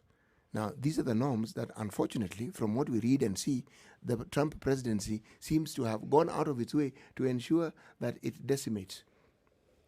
Look at the things that he's stuck on. It becomes a people's presidency. Look at the things that he's stuck on, or that he's stuck on until now. Immigration, right? Hasn't moved. One of the big things has never moved from that. Okay, come a little bit more recent with the whole Black Lives Matter movement. Have you heard him coming out on several occasions in public to condemn some of these acts that have been meted For against condemning the black things he men? has said with regards to that. Have you heard? You wonder, goodness gracious me, Right. who advised this person to say this? In terms of job creation, he says that within the Trump administration, they have created more jobs in America than the history of any presidency in the United States. Okay, maybe you want to pepper that with some investigation, but all right. He can say whatever he wants to say in terms of what they've done, what they've not been able to do. But look at the issues that he has talked about, whether you want to accept it or not. He is resonating with the people who put him in office. Truth be told, the people who elected him. speaking to his constituency. Yes. So the reality we need to face here, do not stop looking at Trump. The people look of at the America voters. are speaking. Yes. Look at the people he represents. Stop blaming Trump. This man is a politician. This man, he is who he is. And for him to have sold that persona and people bought it, it means it is a commodity that people like. Not that notwithstanding, also you can't take away from the global perception of the United States. From the 80s well into the 2000s, America was the greatest nation on earth, right? That was in belief from the American people. That was in terms of the globe and what they were able to offer in terms of assistance with the financial institutions and how wonderfully they did, whether it came to capital markets, whether it came to the entertainment industry. Actually, America was number one. They were. Okay? They and were. they were great. Everything they did about them was fantastic. Wonderful. In that time, countries were building up in terms of their strength. What And- we saw right? about them was What fantastic. you saw about them was fantastic. Exactly. Not that everything Your that they did perception, was, but this is what they did. the picture they painted of also themselves. was fantastic because that is the picture that they put out there for everybody to gobble up, right? That changed over time with the entrance of new players into the game. Enter China, who came in and then took over in terms of might and muscle financially. Enter other countries then who became forces to be reckoned with. It made America not so great again. And people then within the continental United States were wondering, okay, hold on. We're not being revered the manner in which we were. Whether that came from a governmental point of view as an individual or people within the states that you could now travel and people say, okay, yeah, well, America, there's also China over here and there's this other country over here who would Germany, be able to, not very far who can away. also help us. So you know what? It's okay. We really don't need you. So that was a conversation that was bubbling when Trump came in and he rode on that and said, you know what? America's not so great anymore. So let's make America great again. Again, riding on a perception of many people that they said, all right, this is the guy that's going to do that. Let's put him there. But which presidential candidate in America has never talked about making America great? All of them do. Again. Just in different ways. Again. Yeah. See? They That's talk the about, making America great. When you we're say the again, you're greatest, admitting it has ceased. There's the thing. Yes. He came in and he said, you know what? Things are not the way they used to be. I am the one who is going to get them back Yeah. there. Let's Yeah. reset this. In Yeah. saying that, you could now blame someone else for actually bringing America down and Yep. making it not great. Which he Yep. blamed Obama for Of course he did. very many Yeah. times and Of course still he did. does. Yeah. Yes, he does. He does. Obama himself rode on the cars on what had happened in the financial markets in the final years of George Bush. He said, look, I'm the one who's going to come and do something to revive our economy. It's completely gone with these Republicans. You know, there's this little reality about civilizations. And when people talk about America being great, they forget that it was a civilization. The American civilization was a great civilization. They gave us hot dogs. They gave us the hamburger. Now, they gave us KFC. Then, they didn't they just? But the point is, there is no civilization on this lovely earth that we're on that has not reached a certain crescendo and has not declined. They all do that. All, without fail. The issue here is how they manage the decline. And usually, when there's a lot of activity and fighting and infighting, that's usually the first sign that this particular civilization is in decline. Not when you see it. It's when it doesn't seem apparent. Going to wars you don't need to go to. Because when you don't clearly win that war, then people suddenly realize that you're feet of clay. You're not as powerful as you thought. Something else happens. People realize it's not quite. And then with all your achievements, other people now have a mirror. They have something to copy. And they don't have to do the back-breaking work you did to create it. They simply start from where you are at, and they will create something better. Because you've done the back-breaking work for them. For them. Yes, exactly. So the American civilization is in decline, as has other civilizations before them. I want to play another clip from this morning's debate between the President Donald Trump and Vice President Biden. This is courtesy of C-SPAN. He says he's smart because he can take advantage of the tax code. And he does take advantage of the tax code. That's why I'm going to eliminate the Trump tax cuts. And I'm going to eliminate those tax cuts and make sure that we invest in the people who, in fact, need the help. People out there need help. But why didn't you do it over the last 25 years? Because you weren't president. Because you weren't president screwing things up. You were a senator. And You're by the way, worst you were president America has ever had. Hey, Come Joe, on. let me just tell you, Joe. I've done more in 47 months. I've done more than you've done in 47 years, Joe. We've done things that you never even thought of. He's got the digs that you have to give him. Well, yeah. Look, I have never been in elective office until I sought the presidency 4 years ago. You have been a senator, you have been a vice president, 47 years. All right? Where we are at right now, you cannot really distance yourself from the failures of all those administrations. You, as a legislator, you as a vice president for 8 years. What is it that you're saying? What? Just push back. You know, I have been asked a question. Why are you people discussing American politics? How relevant is it to Kenya? It's actually very relevant. It's actually very relevant because American politics has been about the parties and whom the party puts forward as their candidate. But now, the moment the politics gets to personal issues and personalities, then a new aspect of that particular brand of politics is introduced. Now, our politics has always been around personalities. Parties are just vehicles that personalities use to further whatever political cause or political journey that they want to take people through. Yep. Now, if you look at the debate that is now going on and the discussions that are going on, it's not very different from the discussions that we read in the media, that we ourselves in the media produce every day. People talking about personalities. And the reason is because our politics has never been, in the academic sense of the word, been really issue-based. Not really. They never have. So maybe one could argue that we have perhaps burnt a torch that others have decided to follow. America is now doing what we've been doing for the longest time. And our politics has been about individuals and about personalities. Yes. You know, there's a quote that even Amuliote, our social media producer, has actually posted this morning. Winston Churchill, he said, the best argument against democracy is a 5-minute conversation with the average voter. And just like we're looking back at, it's a voter that makes the decision. What informs the voter when they are going to make a decision? We have talked about this very many times, even with regards to our own politics. What is it that we look out for when you're talking about an MP being ranked the best performing MP? Based on what? Is it, first of all, your own understanding of what an MP's role is? and then your own expectations of what the MP should have done, and then saying, this is what I expected this MP to do, and he hasn't done it, and therefore I'm giving him a 2? Or is it just a perception? The fact that this guy is in my neighborhood, and whenever he comes, my kids go and he hosts some boozy, and we go and eat boozy. He always says hi. I mean, he's still down to earth, so I like this guy. I know him personally. Or is it just, this guy is not even from my village, he's from another village, and he's never come to this village ever since we did not vote for him because we voted for this guy in our village who lost. What is it that you use as the yardstick to judge your elected leader? I think it's very important to, especially when you're looking at things of governance and, democracy, however that then is perceived by the people, to look at examples of how it is done in other parts of the world.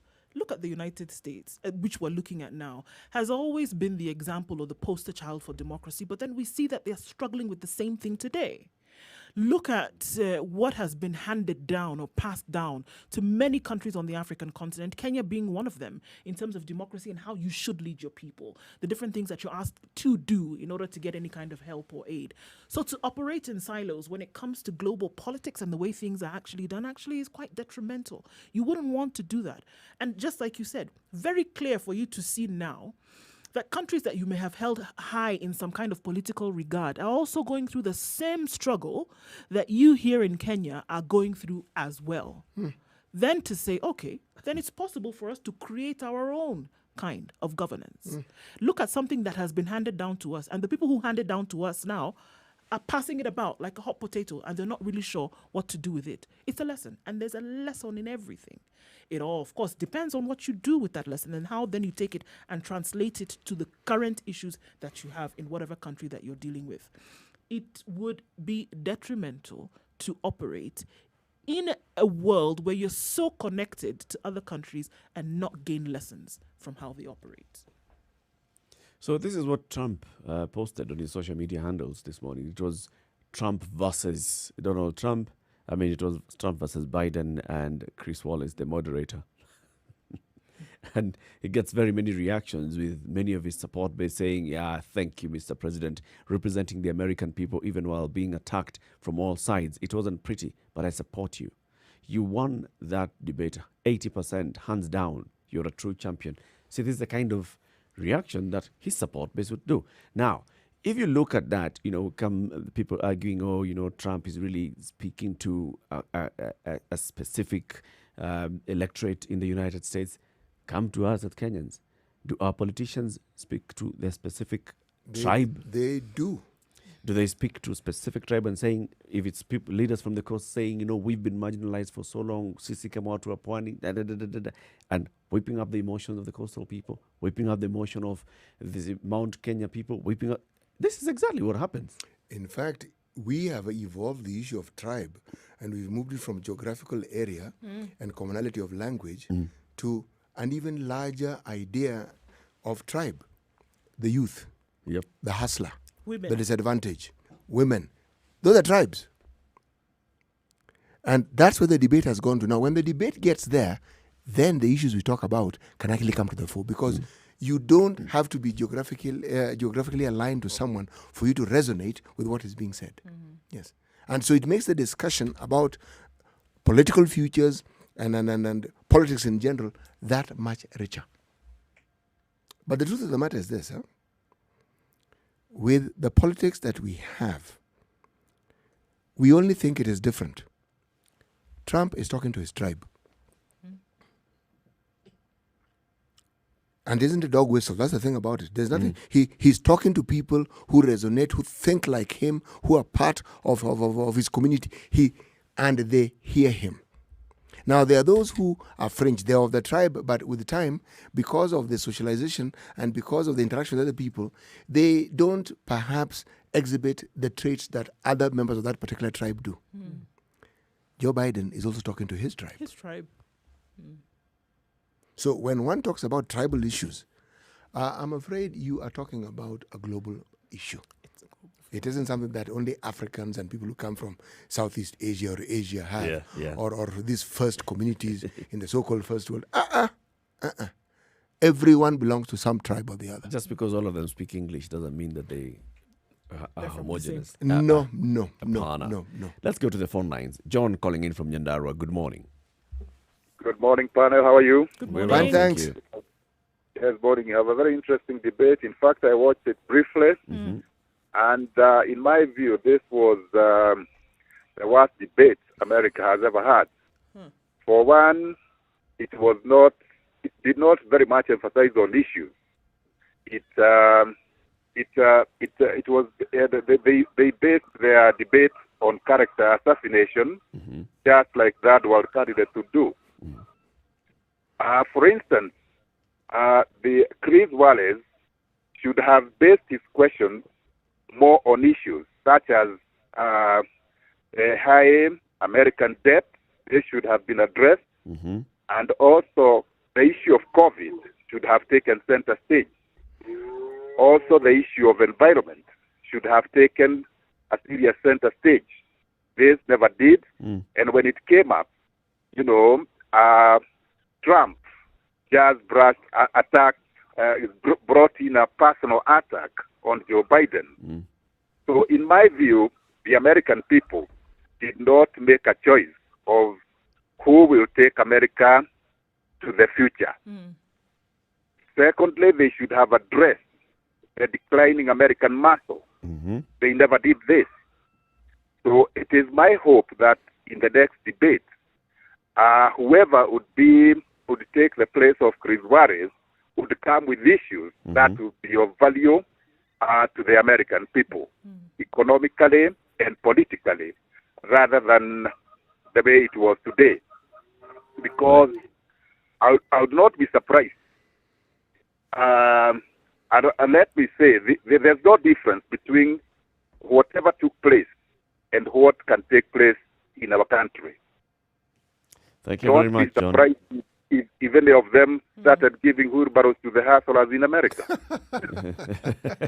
Thank you very much, John, and thank you very much for your contribution. Looking at also what people have been tweeting, I'm just going to pick this one from former CNN journalist Kenyan Zain Verji. During this, she was saying, give moderator Chris Wallace a break. It's not easy to be in that seat and manage this train wreck. It's easy to make him a target. And also she said, this debate was like the country. Everybody's talking, nobody's listening, nothing is learned. It's a mess. America lost, according to Zain Verji. Other commentators, of course, have also come in and said similar things, similar words have been expressed, at the end of this particular debate. And people are just, coming up with all their own opinions. Eric, good morning, calling in from Nairobi. Good morning. Morning. What did you watch the debate? Yeah, I watched the debate apparently. But for me, I think the moderator was biased towards Biden because Biden did not answer about the parking fee correctly, and then about Trump. About the debate generally, I think Obama and the rest said their predecessor set a high standard on the debate. It was an issue-based debate, like City tell us. Okay. So when we are judging these two people, we are judging them according to what we've seen before, like Obama and John F. Kennedy did. But what if this was the first debate, American first debate? It should have set the standard. It could just be okay. Hey. It could just be okay, But because I remember when I watched Obama debate, most of the time, Obama did not say shut up and then stop yapping. He just kept quiet, and then he will give you the issue. But for these two old guys, they're just like they're like two people in a bar. They're both drunk, and then they're discussing about another bar. I felt embarrassed as a Kenyan. Thank you, even, Eric. Even Dida is better than them. Dida would have performed much better. Yeah, Dida will tell you issue based. Dida is actually articulate. Yes, thank you very much, Eric. The Trump War Room tweeted that Chris Wallace only interrupted Joe Biden 15 times. Wallace interrupted the president 76 times. Wow. They were counting. Well, if you listen to that debate, even when Biden was speaking, the president was giving a running commentary. Yeah. He was. Yes, so it's like two people speaking at the same time. He had to be interrupted, of course. Yes. He had to be told, okay, wait. Guy, so let this fellow finish Say what he say. needs to say. Yes. Could have been a tactic as well, because he knew that perhaps there were certain things that he was going to say which would make some sense. And to interrupt him meant that people essentially wouldn't hear. Or they would not get the import of what conversation he was putting out. You know, it's a sort of discussion that you'd have if you're hanging out with your buddies in a bar. Yes, where everybody allowed to talk. About another bar. Yes, it's not it's not as though when someone speaks everybody keeps quiet. No, everyone is allowed to talk at the same time. Now you have to figure out what you're going to listen to. Okay. But if you're waiting for someone to speak and then, okay, the rest of us keep quiet as so-and-so speaks, nothing. Everyone is talking and giving their opinion. So now, you're spoiled for choice. Who do I listen to? A comment by Eric. Two drunks in one bar arguing about another bar. Lovely. That conversation is rich. Would you say so? Some comments coming in. Look at what Mutende Mwende is saying. Mutende Weswa. Right. So for me, I see why politics in our country has become childish of late. We copied part of their constitution, there being the US, to make it our constitution, yet we are still toddlers in world democratic politics. A good example is our leaders seeing themselves as above the law. Just imagine right now we don't have an opposition in parliament, but instead it has been replaced by mudslinging and tribalism. There's the relevance. Actually, no, it hasn't been replaced. No. Tribalism didn't come up yesterday. It's been there. It's always been there. First of all, the leaders we have in parliament, they are voted in along tribal lines. You come from a certain tribal region. That's how you get voted in. People who speak your language vote you in. And then you come into town, that's where you may have an anomaly. Okay? But beyond that, no. The national leaders, I think. Kip Curry says, U.S. democracy is overrated. Presidents evading tax like presidents in other failed states in Africa. That's another thing, because it came out a couple of days ago that actually it could be that President Trump has not paid taxes since he came into the presidency. So there's another... I think it's a parallel that's being drawn. Other attacks on his person. Again. Is he learning from us? Well... He's learning from what others have done. It's just that he's being real. Probably. You know, there's something here that I think sometimes is a bit difficult to deal with, and that your supreme leader is actually a human being. That's what I said. Human being. It just happens to be that they now are in this position of president. Yes, and when he stops being president, he'll go back to being a human being. Yeah, you'll see him which taking he a was walk. all along. Yes. You see him taking a walk and people's tongues will be wagging. My goodness, this individual walks. It's true.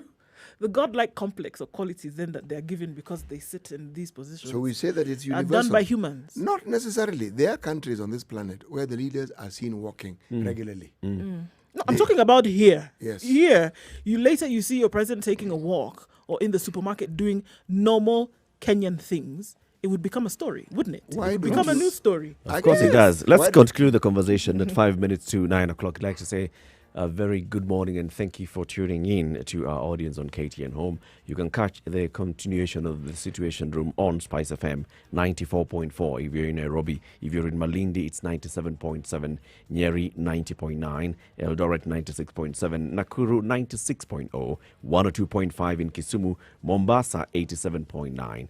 And also to remind you about this waiver by the Nairobi City County Government on defaulters of land rates. So there's a 100% waiver on interest and penalties, which expires on the 15th day of October, just a couple of days to go. Now, concerned property owners should make payments upon obtaining bills or invoices from City Hall Cash Office or Makadara Cash Office and the Times Tower Ground Floor Banking Hall. Payments through Cooperative Bank require payment slips be presented to those offices that I've just mentioned. Failure to present the banking slips for receipting immediately after payment will not relieve the obligation to pay late payment penalties. So if you go to Cooperative Bank and you pay, please go back to those county offices and report, I have paid, and present the slip. If you don't do that, at the expiry of this 15 days window, you will be deemed not to have paid.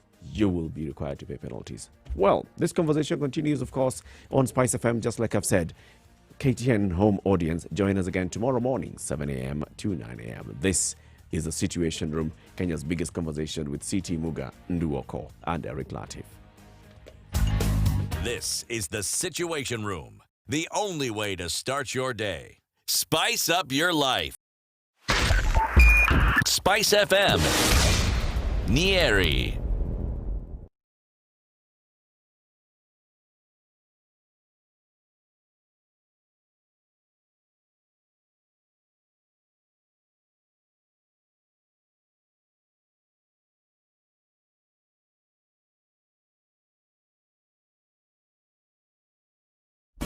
Classic soul, R&B, smooth jazz, neo soul, and nostalgic ballads. Make some noise. Yeah! You're listening to Spice FM.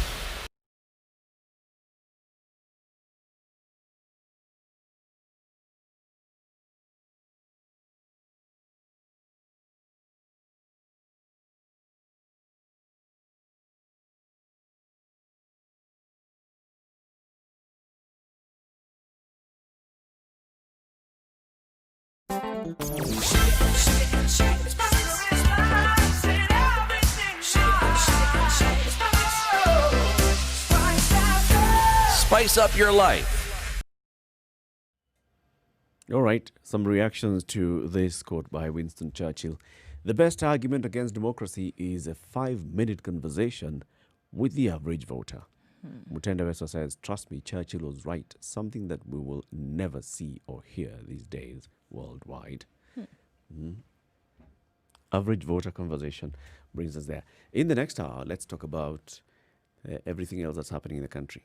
We have been distracted by KEMSA, by MES, by COVID-19, reopen the economy, and by what else? Schools. Oh, we have neglected to give prominence to the fact that Lake Nakuru has broken its bank, so to speak. It's basically swollen and swollen badly. Same to Lake Baringo, same to other Rift Valley lakes. And that has had an impact on people because there are people whose homes have basically just been submerged in water, people whose businesses have been submerged in water. How much attention is that receiving from the leadership of the country? Do we know? Do we not know? Well, we've got to give it the amount of attention that it deserves. And that's what we're going to be discussing in the next hour. Lest we forget, we still have all these things happening in the country.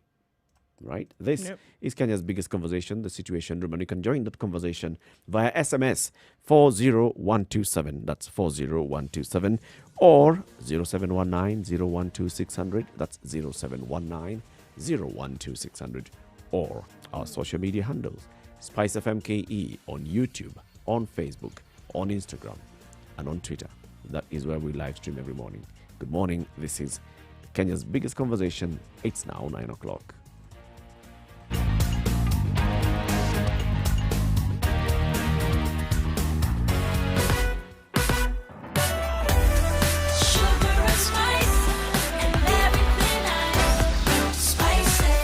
Spice up your life.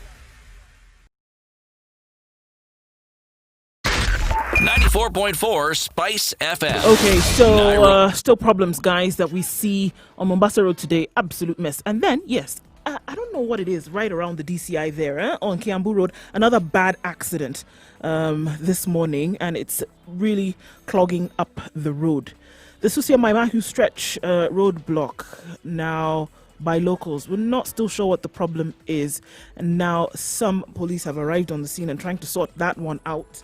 And so there's still some traffic there. The Mombasa Road traffic, like we talked about, coming off of Figure Road as well, still moving slowly, trying to get into the CBD. We will see traffic end in about an hour or so from now. But for now, you really have to take it easy where you are and just pepper it all with a bit of patience. That's what we require today. From Uhuru Highway to Jogo Road to Mombasa Road. The eastern and southern bypasses, however, this morning are behaving very well. Get in touch on 40127. That's 40127. Let us know what you might see if you're stuck, or if you find an alternate route that no one else has found yet, let us know.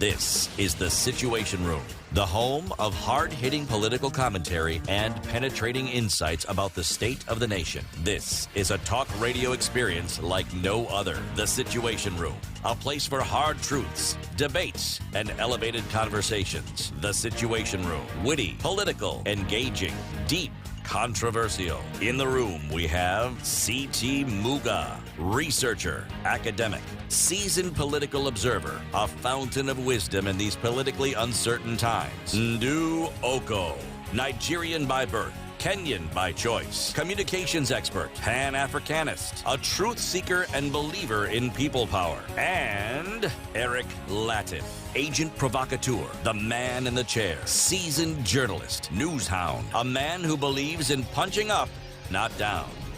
This is The Situation Room, It's the only way to start your day. Today's show, 9:02, 30 seconds, 31 seconds, 33 seconds. Okay. Right.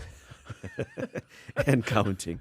City, as we begin the hour, let's begin with today's proverb. You cannot convince a monkey that honey is sweeter than a banana. Unless you put the honey on the banana. I was just, The argument here is not whether the monkey should eat honey or banana. It's on the sweetness. Okay. Even if you put the honey on the banana, you still haven't convinced that monkey that the honey is sweeter. I'm saying you could get the best of both worlds. That's what I'm saying. Okay? Tell that to the monkey.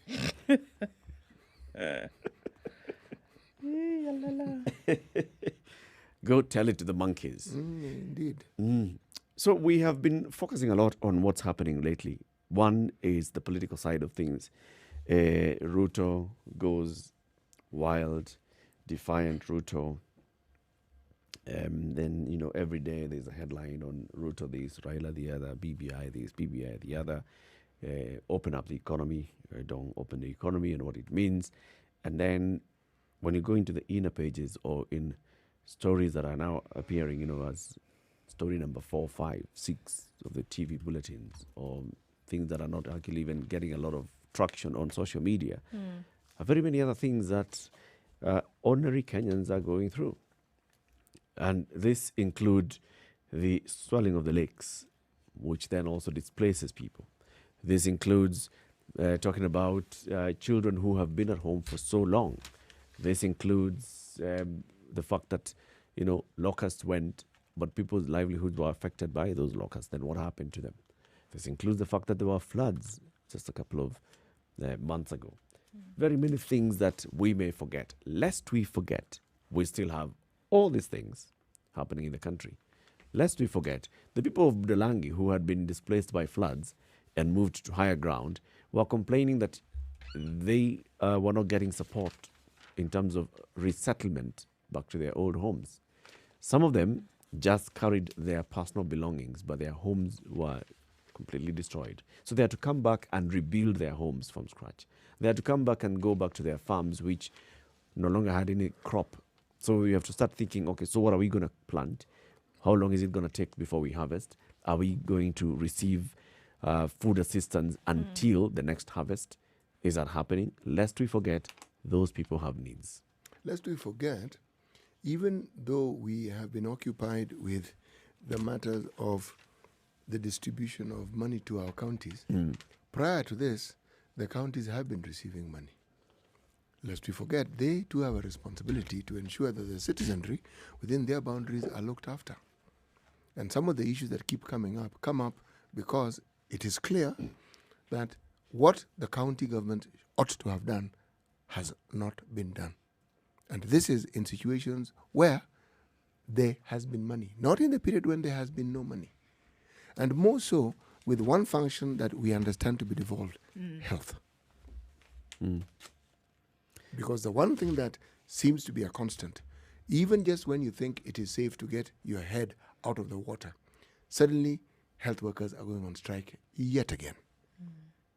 All these issues unresolved. And it didn't begin yesterday or the day before yesterday. Lest we forget. And unfortunately, a lot of the blame wants to go towards COVID. But I think it's important what you said before, that these were pre-existing conditions, as it were. It wasn't that pun intended, of course. Yeah, of course. It wasn't that it came with COVID. I mean, we talk about collective bargaining agreements and a phased increment in terms of salary. We have things that are going back years. Yeah. We're not just talking about, the months preceding COVID. We're talking about things that had been agreed and that... For a while. I mean, for a long time. And these still have not been done. So by the time you see people going on strike now, it's not because COVID funds were not released to them. It's because that over time, they've been grappling, they've been begging, basically, just do what you said you were going to do. Just do what you said you were going to do. And now you see it bubbling over because it hasn't been done. So there's still so many things that are percolating in the background that are still not being given the attention that they should be given. A few months before, or not even months, a few days before the first case of COVID-19 was found in the country, there was this whole debate about whether to import maize or not. And there were some 4 million tons of white maize and 4 million tons of yellow maize that were making their way to the country because the National Reserve was empty. We heard Noah Wekesa at some point say that, okay, we don't have enough in terms of reserves. We then heard the CS saying we do have enough, but what we are doing now is trying to negotiate then between the farmers. And then there was no money to pay farmers. And then there was this, that, the other thing. Still a conversation that's being had. Whether the maize made its way into the country or not, we don't know. Whether then it was whether it was then put into the national barns then for future use, we don't know. Whether it was distributed to those who at some point didn't have because their harvests were low, again, we do not know. But it's still an issue. Because guess what? The rains may have lasted for some time, but the period of drought is coming. As it does every time. So yes, we know that COVID has come and turned things belly up. But does that mean that everything else that was supposed to have been sorted out to keep a country running as normal then also took a break? No, I'm afraid not, it didn't. And also, one actually has to ask themselves this very simple question. At what point did we become a nation whose main concern seems to be the enrichment of the individual at whatever cost over the lives of people, irrespective of whatever else, whatever the consequences? When did we become this people? When did we become this very horrible picture of human beings that we seem to represent so effectively? Because even as we talk about the problems that we are encountering and we continue to encounter, the genesis of these problems are not difficult to pinpoint. It's not difficult to point and say, actually, this one began here.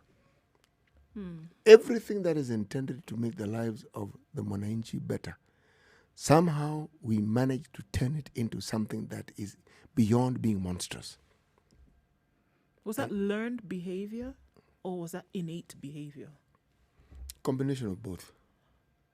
Because I tend to think that this whole, if you look many years before, speak of your fathers and your mothers who worked in government positions, worked themselves to the bone, were happy to take home whatever they were paid and built a life from that. Am I saying something that's foreign? No. It was the case, There are those who would argue those were different times. But people were satisfied with what they earned, and then were able to make a life out of it. Actually, it's even better than that. The government was the better employer, if not the best employer. Whatever you earned, numerically it may sound like it was a small amount, but it was able to meet all your needs and then some. Yeah. You could do everything. You could buy a car, you could get a mortgage, the things that you may want to do if you are in employment, you could actually do. Yeah. Yes. There are those who argue that around the mid-70s, something was introduced to this country that we had never heard of before. It was called inflation. And suddenly, something that we had taken for granted called oil became an issue because those who produce oil formed an organization that was later to be called OPEC. And suddenly, oil became the focus of the discussions of every nation. Yeah. And the provision of it. And as I said, with that inflation, everything that we knew to be one thing suddenly became something quite different. But I think the question we're asking is, at what point did we start, because this was actually beyond us, at what point did we stop being the caring people or the concerned people? Let's consider one thing. When you interact with modern values and modern ways of doing things, part of what happens is that you will mix it with what you already have, or it will substitute what you have. Now remember, in that earlier time, urbanization was something which was a rarity. And people thought in terms of, I go to town to work and then I will go back home. People always thought of going back home. That isn't the thought now. People want to live where they live, and that, as far as they're concerned, could as well be home. And it is home. Societal norms and changes, those are things that are normal. They happen all the time. But ours also happen to have taken place, and it has gone with it the values that perhaps we cherished. Then, if we really did cherish them, then how did we let go of them? Let go of them in the first place. Yes. And then why is it that it would seem as if the general population is so easily swayed by what is going on politically at the moment? Are Because they? Because, I mean, we asked the question just now. Why do we say lest we forget? Why do we say that? Because something has happened that has taken center stage. Okay, fine, enter COVID, right? But at the same time, there are all these scandals. MES scandal here, COVID billionaires or whatever. And then people's rapt attention there. You kind of forget about these other things that are going on, right? Then there is an election and people, they run up to the election. People are fixated by that, and then you move on.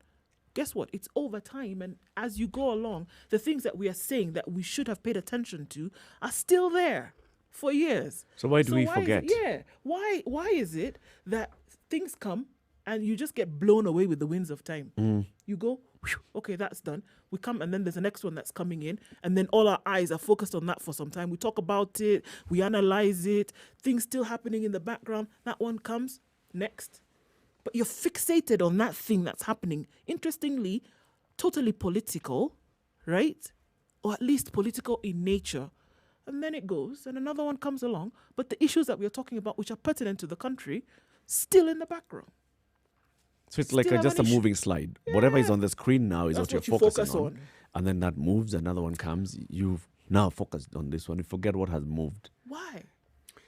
Is this a sign of the times? Is this something that we could have changed? Is this something that we have control over? Or is this something that has control over us? It would seem that it would seem as if it has control over the people. I think so. I think it's a power of manipulation that has been used very well, even by the leadership class, to their advantage. Something comes up and you realize, this one is going to burn. Let's bring something else. Come on. And the concentration span and the attention span of the population basically is short. So you've been fed with short clips that now you're so used to, all you're going to be consuming is 30-second snippets. If somebody gives you 30 seconds and move, you're used to that. So in fact, by the time it's getting to 30 seconds, you're waiting. So when is the next one coming? I'm tired of this already. Let's move. Give me the next dose of 30 seconds. We've been conditioned to that level where you move on, and then you're fed with so many things within 30 seconds that, you forget what was happening 5 hours ago. Yeah. And you take on a kind of a goldfish mentality whereby whatever happened 30 seconds before, you have forgotten about it. Like now, people are going to be talking about who was riding in a wheelbarrow somewhere in Karen for the next 1 week, right? And then that's going to be end. And even the people who are pushing this, they also realize that we can keep people's attention on this, and we hope that narrative would have formed and solidified in their minds, and they're not going to be thinking about these other deeper issues. And then guess what? At the time this wears off in terms of excitement and novelty, we're going to give them something else to think about. Yeah. We can't assume that they're not calculated in this kind of thinking. There's definitely something at play here. We'd like for you to join the conversation on 0719-012-600 or SMS number 40127. That's 40127. Our social media handles as well, of course. Spice FM KE, YouTube, Facebook, and Twitter. It's 9:15. Let's take a look at the weather, and then we come back to this conversation. This is the Situation Room, the only way to start your day. Spice up your life.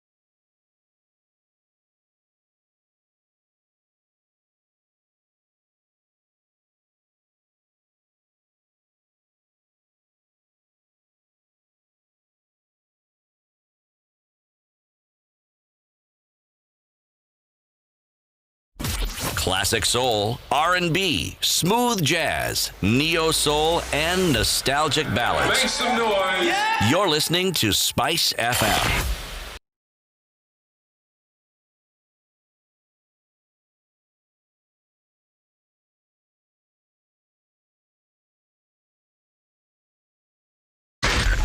Spice FM, Nakuru. The weather with Spice FM. Nairobi is 19 degrees and mostly cloudy this morning. We'll have highs of 26 and lows of 14 today. It's mostly cloudy in Nyeri at 19, highs of 25. Partly cloudy in Nakuru at 18 degrees, highs of 24, and showers expected later. Eldoret will experience thunderstorms in the afternoon with highs of 21 and lows of 12. It's 22 degrees and mostly cloudy in Kisumu. It's going to cool down though later, going to highs of 26 and lows of 18. Kakamega is mostly cloudy at 19, highs of 24 and lows of 15, with showers expected later. 28 will be the high in Mombasa today, with showers later, and Malindi at 29, lows of 24. And looking like a wet afternoon in Malindi as well. Kampala is mostly cloudy at 21 degrees, going to highs of 25 and lows of 18, with thunderstorms expected in the afternoon. 31 degrees the high in Dar es Salaam today. It's mostly sunny at the moment at 27 degrees. All right, let's take a look into Johannesburg, where it's mostly cloudy at 14, going to highs of 21 and lows of 11. Lagos still continues to send down the rain at 28, highs of that and lows of 23. Let's take a look east into Beijing, where it's mostly sunny at 21 degrees, highs of 22 and lows of 13. London is clear at 11 degrees and it's going to end up in rains later on, 17 the high and lows of 11. All right, let's take a look into Paris, where it's cloudy at 16 degrees, highs of 19 and lows of 14. And we finish things off in the Big Apple, where it's cloudy at 22 and heavy rain as they get into Wednesday, highs of 23 and lows of 16.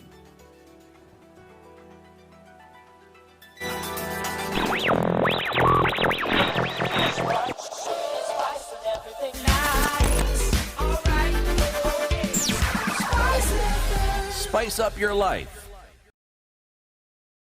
Mature, intelligent talk every morning. Spice up yourself.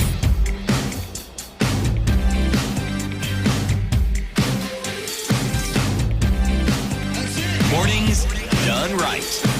94.4 Spice FM, Nairobi. Continues.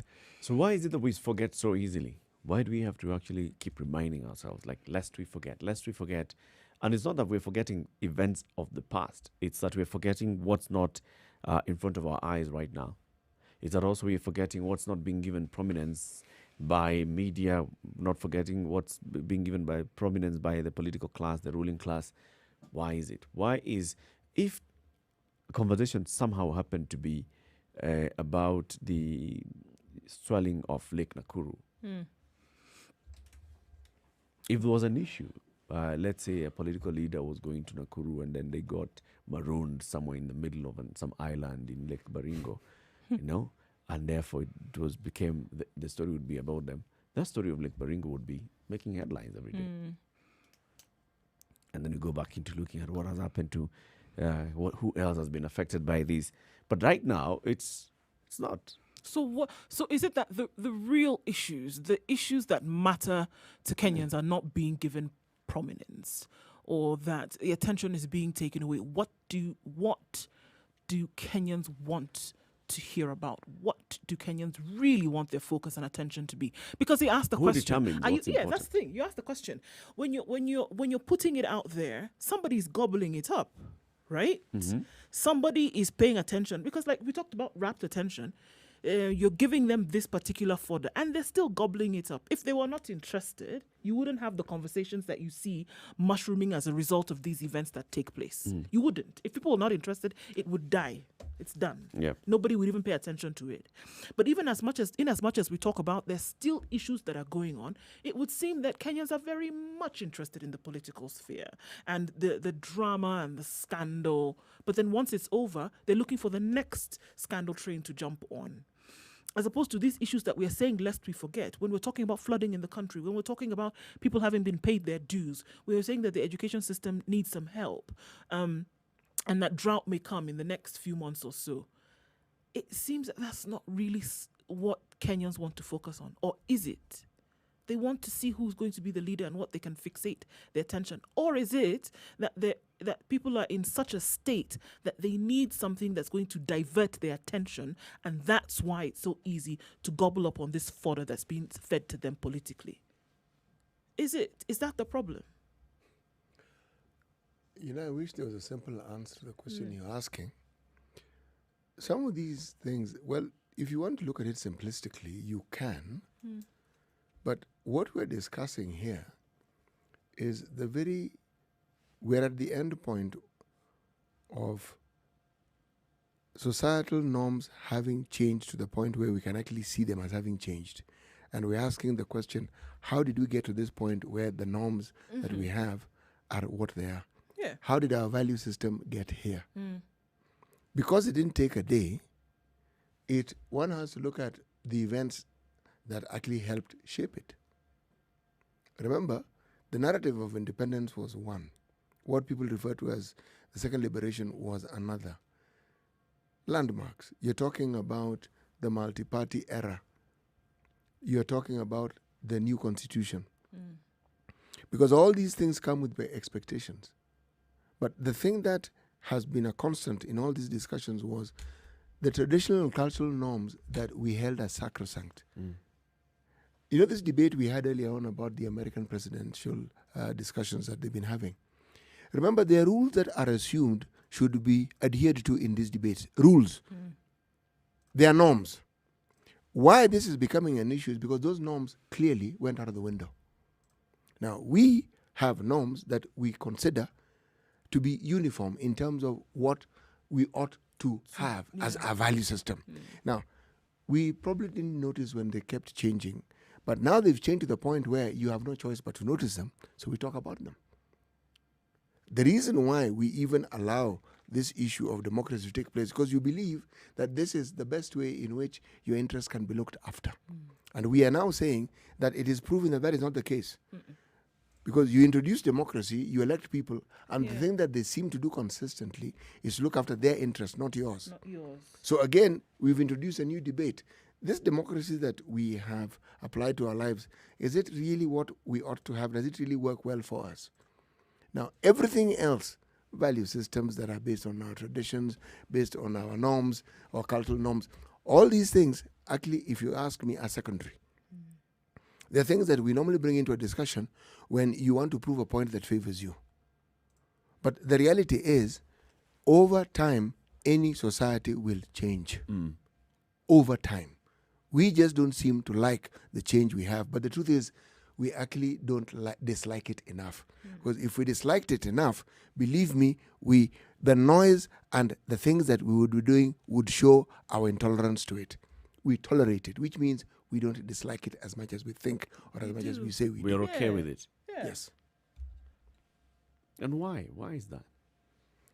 Well, this is now where I become simplistic and say there's this norm about the nature of a people, a certain trait that you can attribute and say uniformly. So we don't like kicking a fuss, and we also don't like disturbing the status quo. We like conformity as Kenyans.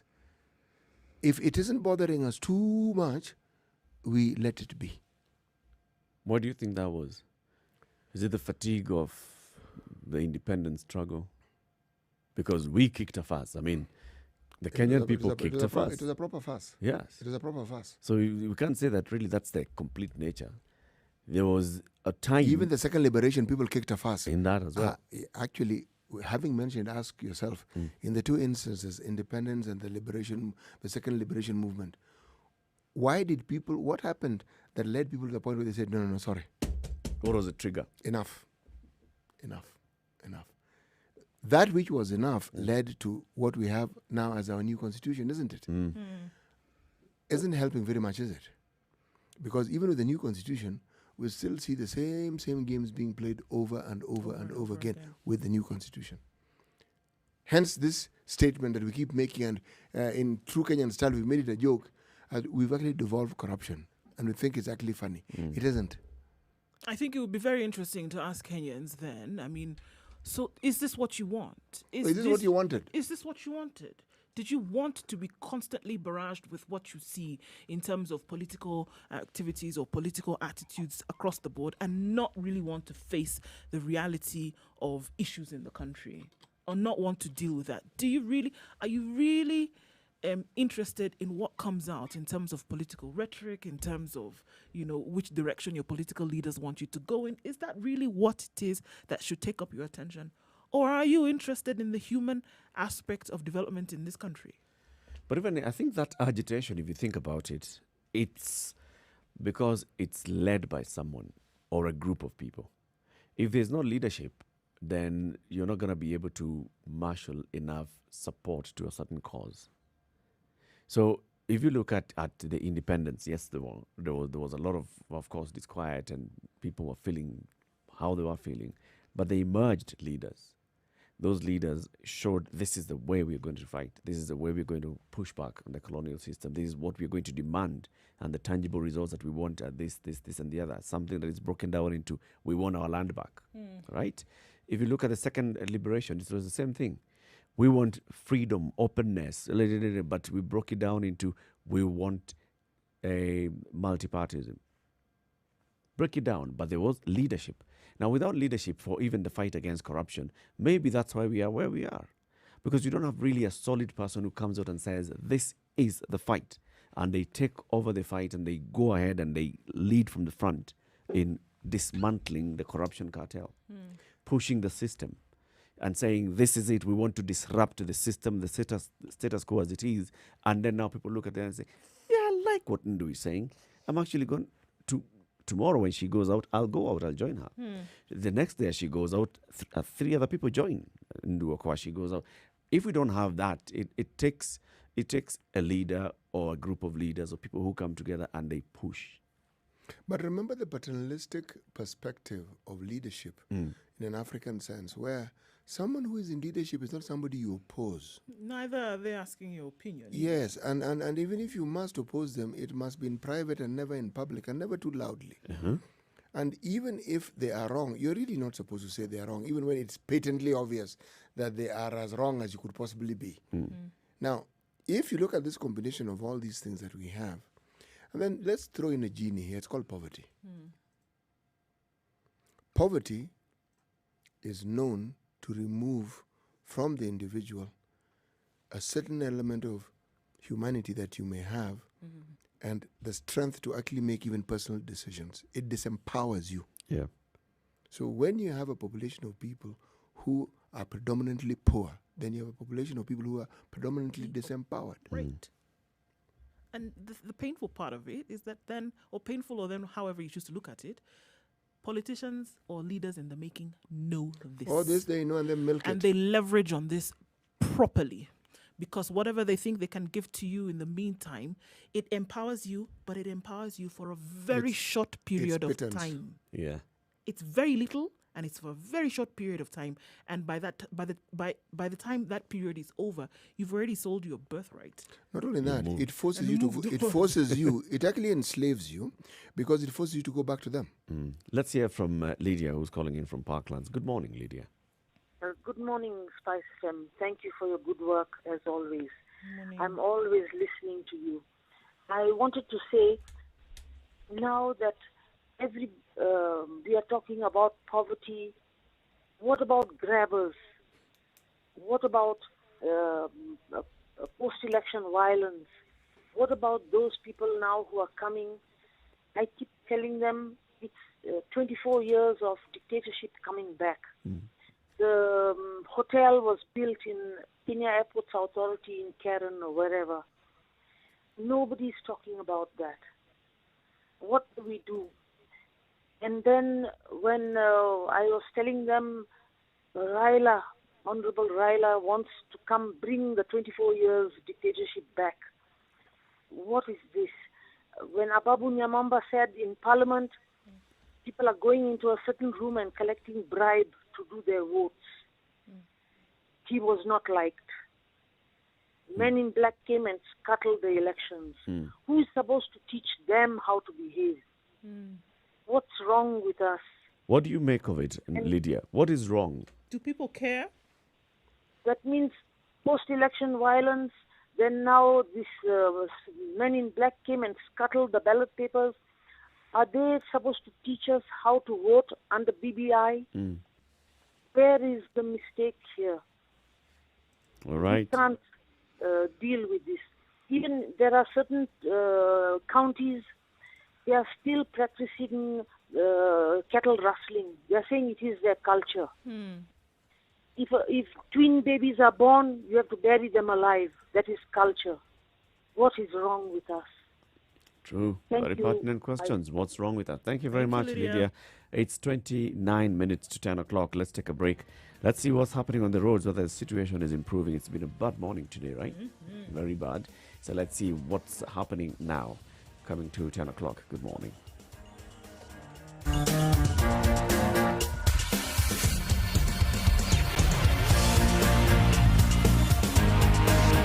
Spice and everything nice. Alright, okay. Spice it. Spice up your Still an life. absolute mess on Mombasa Road this morning. So if you're heading into Nairobi from Machakos, use the Machakos Komarok Road because if you're heading then from Lolongo to town, it's a mess because trucks basically have carpeted the road. There's no moving. It's very, very slow and moving at snail's pace. I think in this case, the snail could actually be faster. And they're asking the cops to at least open the old Mombasa Road for ease of traffic because the snarl up today is epic. Also being reported by the Standard newspaper or Standard Digital this morning. So guys, if you're on that road, please, you're going to have to be patient or because there's no tailing back on this one. Okay. On Thika Road, a bit of a tear-jerking situation as well, but not too bad at the moment. Looks much better than what it was earlier. So all eyes on Mombasa Road today. If you're there, some patience. If you're headed there, don't. 40127. That's how you can get to us on SMS in case you get stuck somewhere.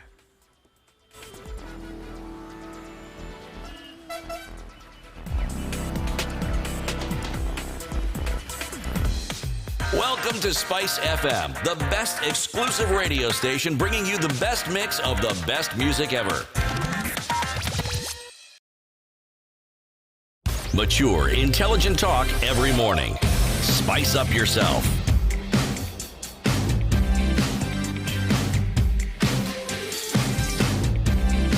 So let's not forget, there are very many done things right. that are still happening in our society, questions that demand answers, and events that require immediate and urgent action. And they are not getting as much prominence in everyday conversations anywhere, not just in the media, but even anywhere. Bar talk, now that bars have resumed, or even whatever vibanda or groupings that you go to, you don't hear much of the conversation. Or is it that the conversation is actually just concentrated in the areas where it matters? For example, if you're talking about the issue of healthcare workers still not getting their payment, it's only concentrated among the healthcare workers. So it's that specific group that is discussing what It's is not a important to them. countrywide It's not a interest. countrywide issue. Right. Because it's about the plight of workers. If it's about the people around Lake Naivasha or, Lake Nakuru or Lake Victoria or the other lakes, it's only people around there who are talking about it on a daily basis because they are the ones who are feeling the pinch of the shoe. Lest we forget, all those things are still happening. So what's the situation in terms of the levels of the water from Lake Victoria? Put it this way, people who had found themselves being displaced by water are still displaced. Okay? See, there's something about water levels rising. Even when they go down, it doesn't mean that the buildings that had been submerged are now automatically usable. They're not. Yeah. And remember, until we have an audit of, say, the classrooms, because many schools were also submerged, many schools suffered the same fate, okay? Unless we know of what happened to just homes, churches, there is no national audit that has been done to give us the sum total of the damage that has actually been occasioned by, by nature. No, we haven't.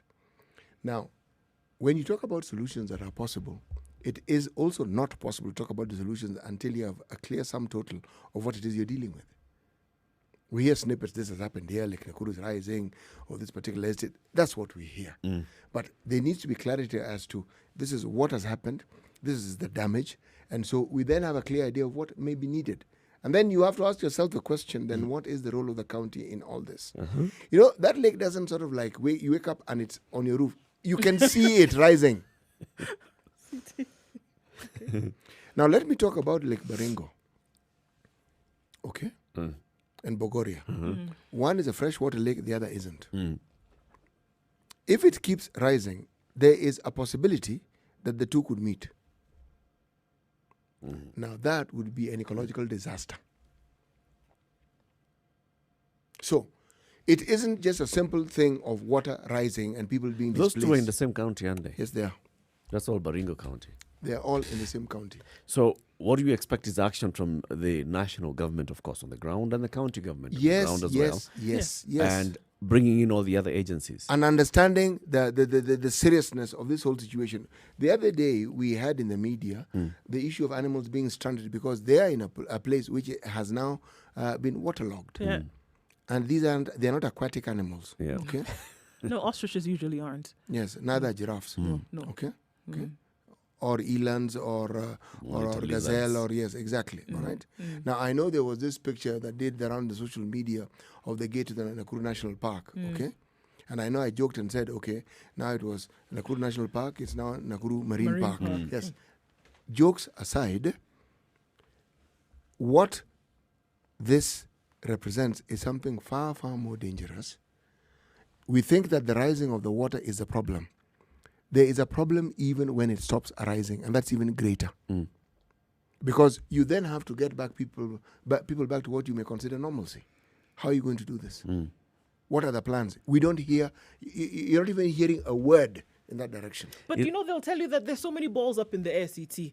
By the time they finish dealing with one, another one has popped up. It's like the person who is trying to put out landmines. By stepping on this one, then your leg is here. You're trying to touch another one. I'm just telling you, wait now, CT, hold on. I'm trying to tell you what they would say. We don't have the money. We're trying to deal with education. The other day, KNH people went on strike. Where do we start paying for that one? Then you want me to start thinking about ostriches. That's what they'll tell you. No. Is there anyone on whom leadership is forced? You said you could do this thing. No. Is there anyone on whom leadership is forced? That is the person. That is the person who can actually put forward that complaint. Or it's like saying a parent complaining about their children. Is there anyone? Yeah, that one. Yeah, they can be. They can be forced. There can be someone on whom parenthood is. But I'm understanding your point. So let's just go with it. Yes. Well, I'm still ahead. Get it. Precisely. So, if you're in leadership and you consider this a problem, come on, go and sit down. Precisely. Just change what you do for a living and do something else which doesn't require you to think about these things. Just drive a bus. Simple. You get into the bus and you move it. Yes. Something simpler. But the moment you aspire for leadership, sign up for this thing, you must understand that it's going to be demanding. You must use your thought and apply it to action. You must deliver on the things that you said you were going to deliver. All these many things that you think now gain some multiplicity because you're dealing with this problem, another one pops up. You signed up for this. You said that you could do it. You knew, or you said you knew, the different challenges that are being faced in a particular area. And you said you were the man or the woman for the job. And you said, trust me, I can handle all of this. So truly, that reasoning or that excuse should not come up. That there's so many other things that are going on at this point. If we lose a few animals, okay, it's not too bad. Maybe the park can stay underwater for a while we try to figure out these other things that are happening, and then we're going to get to that. No, it shouldn't be. It should be that you should have your hand on the pulse regardless. Okay, because if you want to make the comparison, look at other countries that have other things going on. Did they forget about those problems because COVID came along? Or do they forget about those problems because one project needs more money than the other? No, they didn't. Life continues. You still do your responsibility. Are there any activities that are taking place, for example, in Baringo or in Nakuru, in terms of aiding those that have been affected by this particular phenomena? No. And I can tell you what happened. Filling up. What actually happened is that KWS sent in a team to rescue the animals and bring them to ground that was not flooded, was not waterlogged. But we have not heard, and it could have happened, and we do not know. But in terms of those whose livelihoods had been washed away, literally, we have not heard about aid or help that has been given to them. I know because I followed this particular story on this one. So then, if this is happening and there are people who are affected and people who require then to move to other areas, higher ground, or to move in with relatives, what are the governments? And I'm talking about the governments because we have county governments there and the national government there. What is it that they are working on? And this is why we say let's not forget some of these things. Because we need to bring it to the forefront and say, this is what's happening. X number of people have been affected. This is where they've been moved to. So they're going to receive assistance for this number of months. And the assistance will comprise this, and the other. Food and shelter and clothing and for so long. And the plan will be how to relocate them. Please remember that one of the things that we particularly excel in as a country is finding fault. It's something we do very well. Okay? This is wrong here, this is wrong here. And our leaders also lead us in this particular charge. Yeah. Now, the truth is we know what the problem is, but do you know of situations that you can point to and say, so-and-so in this county or this particular county has led the charge in providing solutions for these particular problems that they have? You'll be hard-pressed to find them. Yeah.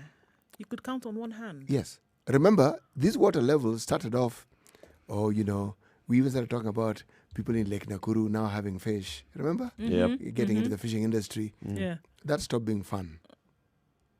Because instead of fishing now, you could argue you don't have to move. You can just fish in your own house. Oh. Because your house has been submerged. Not funny. Okay. COVID did its thing, but nature is assisting COVID in this respect. We are beginning to understand, one, just how vulnerable we actually are, and just how little those who claim to be in positions of leadership plan for the people they are supposed to be leading. And how also, when a problem actually arises, essentially at some level, we hear of the Red Cross coming in. Those are the people we hear coming in. And once in a while, you hear the county government come, once in a while. But by and large, what we keep admitting to ourselves, even albeit a bit quietly, here on your own. Yep. If you're really bothered about these issues that we're saying let's not forget about, you have to deal with them by yourself. Find a solution. Find a solution and then tell us that you found a solution. Yes. We shall applaud you and we shall move on If some other solution comes from somewhere, you can talk about it, but waiting for it, what you'll be doing is actually waiting. The solution may not come. No, it may not. And not quite in the way you think. But in reality, people do find their own solutions because when the lake waters are rising and you need to move, people will move. They do move. The thing is now you need the other support from the government. That's why you have a government in place. Because you will move. You'll either move to go and rent a different place or you'll move in with relatives somewhere. But at some point you still have to consider the fact that this is where your life is and you want to move back. Or your life has been affected and this is the much that you can now do in these current circumstances. So there's a point for people, yes, to do what they ought to do, and which is what people normally do. They just wake up and they realize, all right, so we need to move. They move. But then there's the role of the government in ensuring that they follow up and know these are the people who've been affected and these are the needs that they have.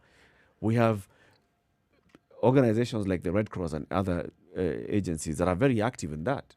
They'll come, they'll know, okay, you guys need to move. We can offer you transport. Where do you need to go to? Maybe if you don't have anywhere else to go, you can put up here. We'll give you a tent. We'll give you blankets. We'll bring you water, potable water. We'll sort you out on these matters.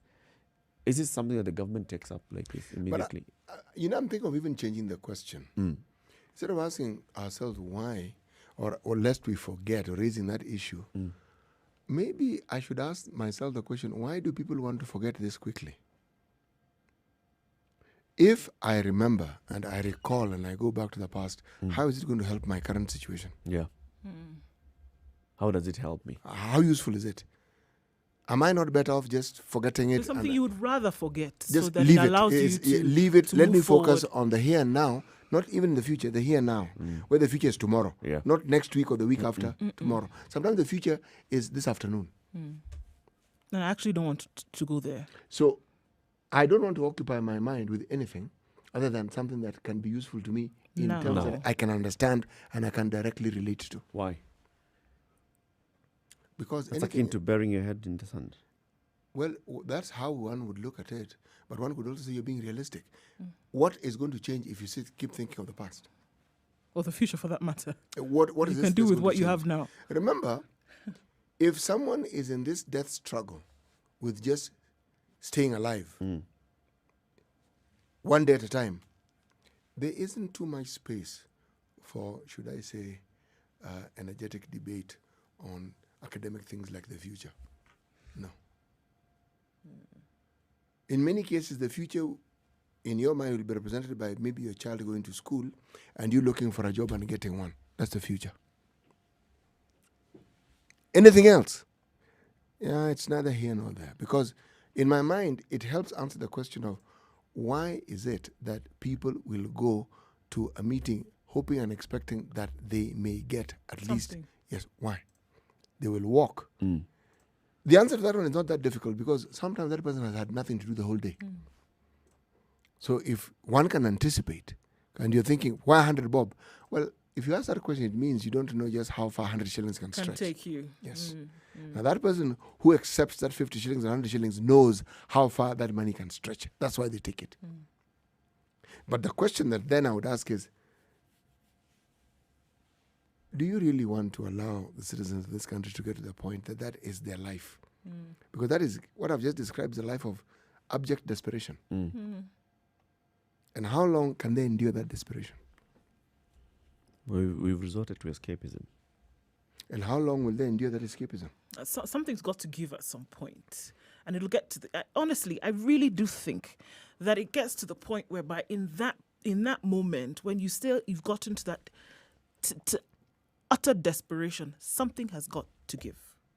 And people will realize that we cannot continue in this manner. It might take some time to get there, but you get there eventually. To say that actually this is enough and we must be focused on other things. But in the meantime, it looks like, you can be fed this circus over and over and over again and not look at the issues that really matter, that would stop you essentially from getting to that point of utter desperation. That there are things that could be done with the issues that you're facing right now that would stop you from being in that position where you actually had to beg with your mind and your hand at the same time for something that, by virtue of the fact that you're a citizen of this country, should be your right. Let me ask the question, as you're saying this, I was thinking, there are those who are of the view that people get used to their poverty and their abject positions in which they find themselves in. Now, and so even this question of change actually becomes esoteric. You know, you might as well be discussing something intergalactic with them. Because it's like their lot is to be poor and their lot is to suffer. Do you think this is something that may have visited and may have found root and a home in the minds of our people? But I think on one side, there's the reality for many people in their minds that it actually could be better. And I think that is latent in the thinking of many people. It could be better. People could actually do their jobs and leaders could actually deliver on their promises. But it doesn't take center stage, right? It's somewhere behind. I'm saying when that latency comes to the fore, that's when you'll have people changing their mindset.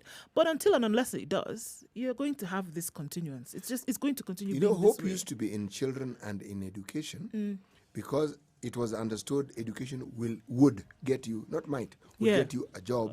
And with a job, the fortunes of the family could change. Right. But then, education doesn't promise you that. Not anymore. It promises you education. Okay? And the ability to think and the ability to have opportunities. But the opportunities don't present themselves. The opportunities that must be looked for, and usually you have to look for them over a long period of time, and it's a very hard-fought battle. And something that you do continuously. And then there is the reality of jobs that were previously assumed to be permanent and punishable out of the window. It is contract, and the contracts keep getting shorter and shorter and shorter. You assume the contract had to be a year. It doesn't. It could be a month.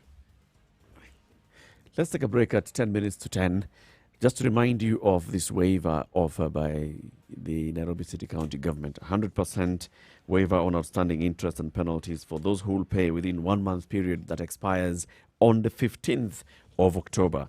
The ratepayer clears in full the total principal land rate and pay 10% administration costs based on the interest amount payable. Take advantage of this waiver and comply with your obligation. The County Government of Nairobi and its principal agent, the Kenya Revenue Authority, operate a cashless payment system. To get more information on this, just go to epayments.nairobi.go.ke. That's epayments.nairobi.go.ke. You can make payments upon obtaining bills or invoices from the City Hall Cash Office, the Makadara Cash Office, and the Times Tower Ground Floor Banking Hall. That City Hall Cash Office, Makadara Cash Office, or the Times Tower Ground Floor Banking Hall. Go to these and take advantage of this waiver that expires on the 15th day of October. Keep it right here. The conversation continues. 0719-012-600, SMS 40127.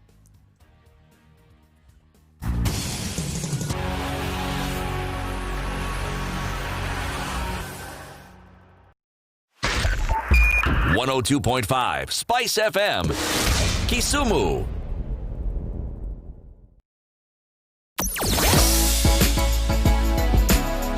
Spice and everything nice. Spice FM. Spice up your life.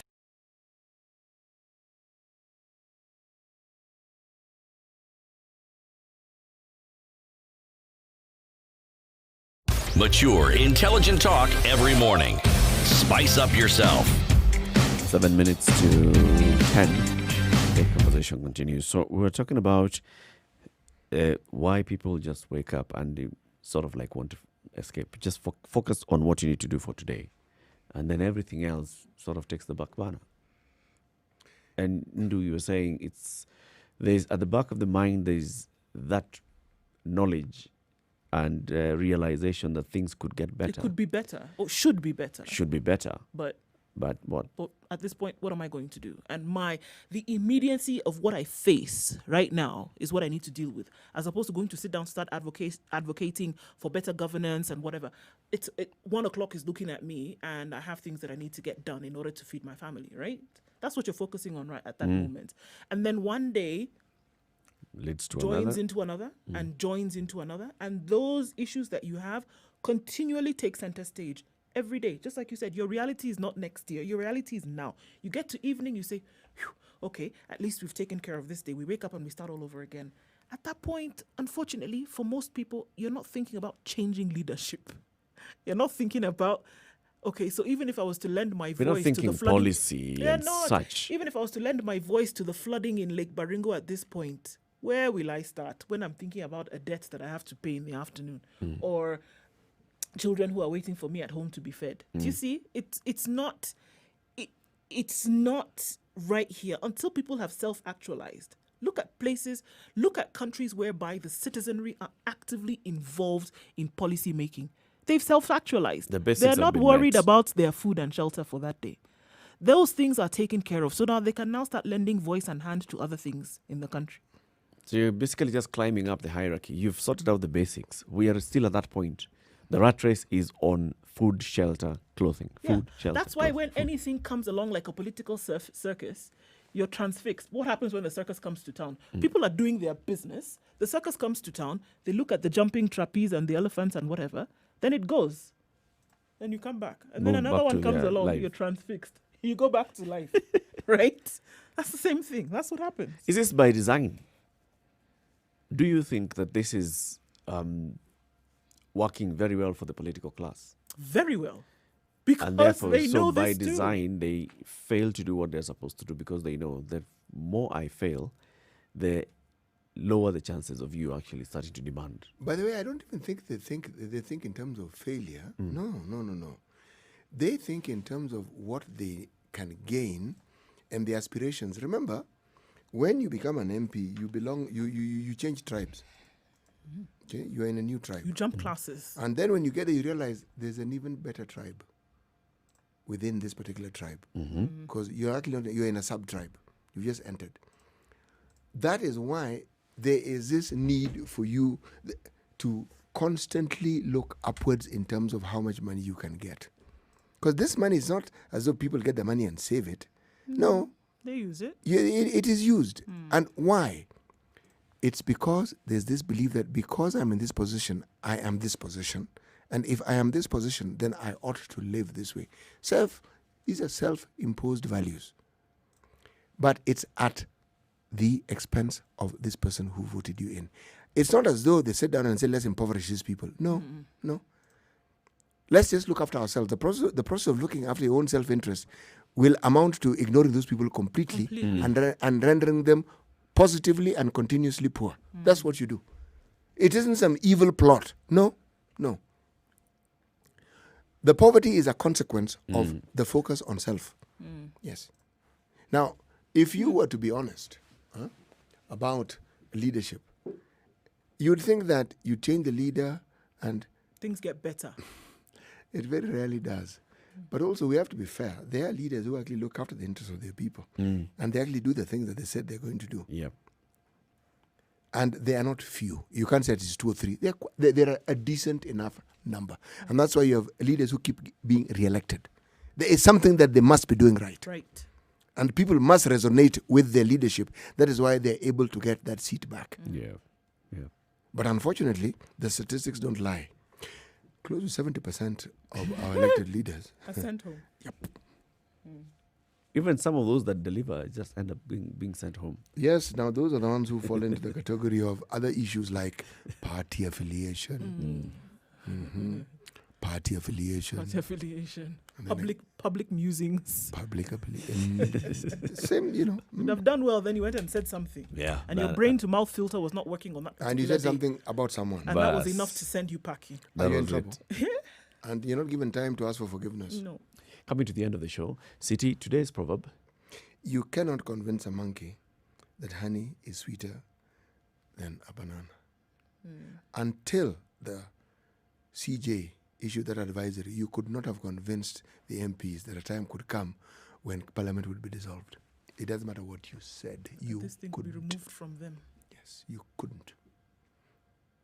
And once you have that thinking, then the likelihood of you neglecting what you actually set out to do is phenomenal. It's enormous.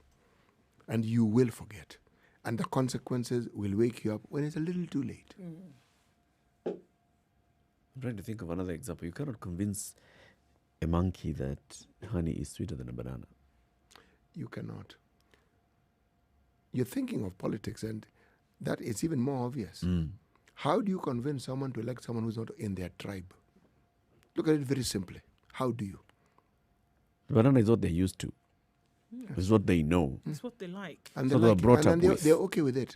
And this alternative hasn't been presented to them like a banana. Yeah, and it tastes different. It looks different. It's Yes, not what and they it's being know. brought by someone different. Yeah. Yes. It's not solid. No, it isn't. It's runny and gooey. Yes. Okay. And the sauce can bite you. All right. Okay, there you go. There you go. So let's look out for tomorrow's proverb. Thank you very much for tuning in today. The Situation Room. Join us again tomorrow, 6 a.m. to 10 a.m. CT Muga Nduoko, Eric Latif, bidding you goodbye. Now until 3 o'clock, uninterrupted music, and then Monique will be here with Spice Drive, taking you home until 7, and then the adults in the room, of course, between 7 and 10. Good morning. It's now 10 o'clock.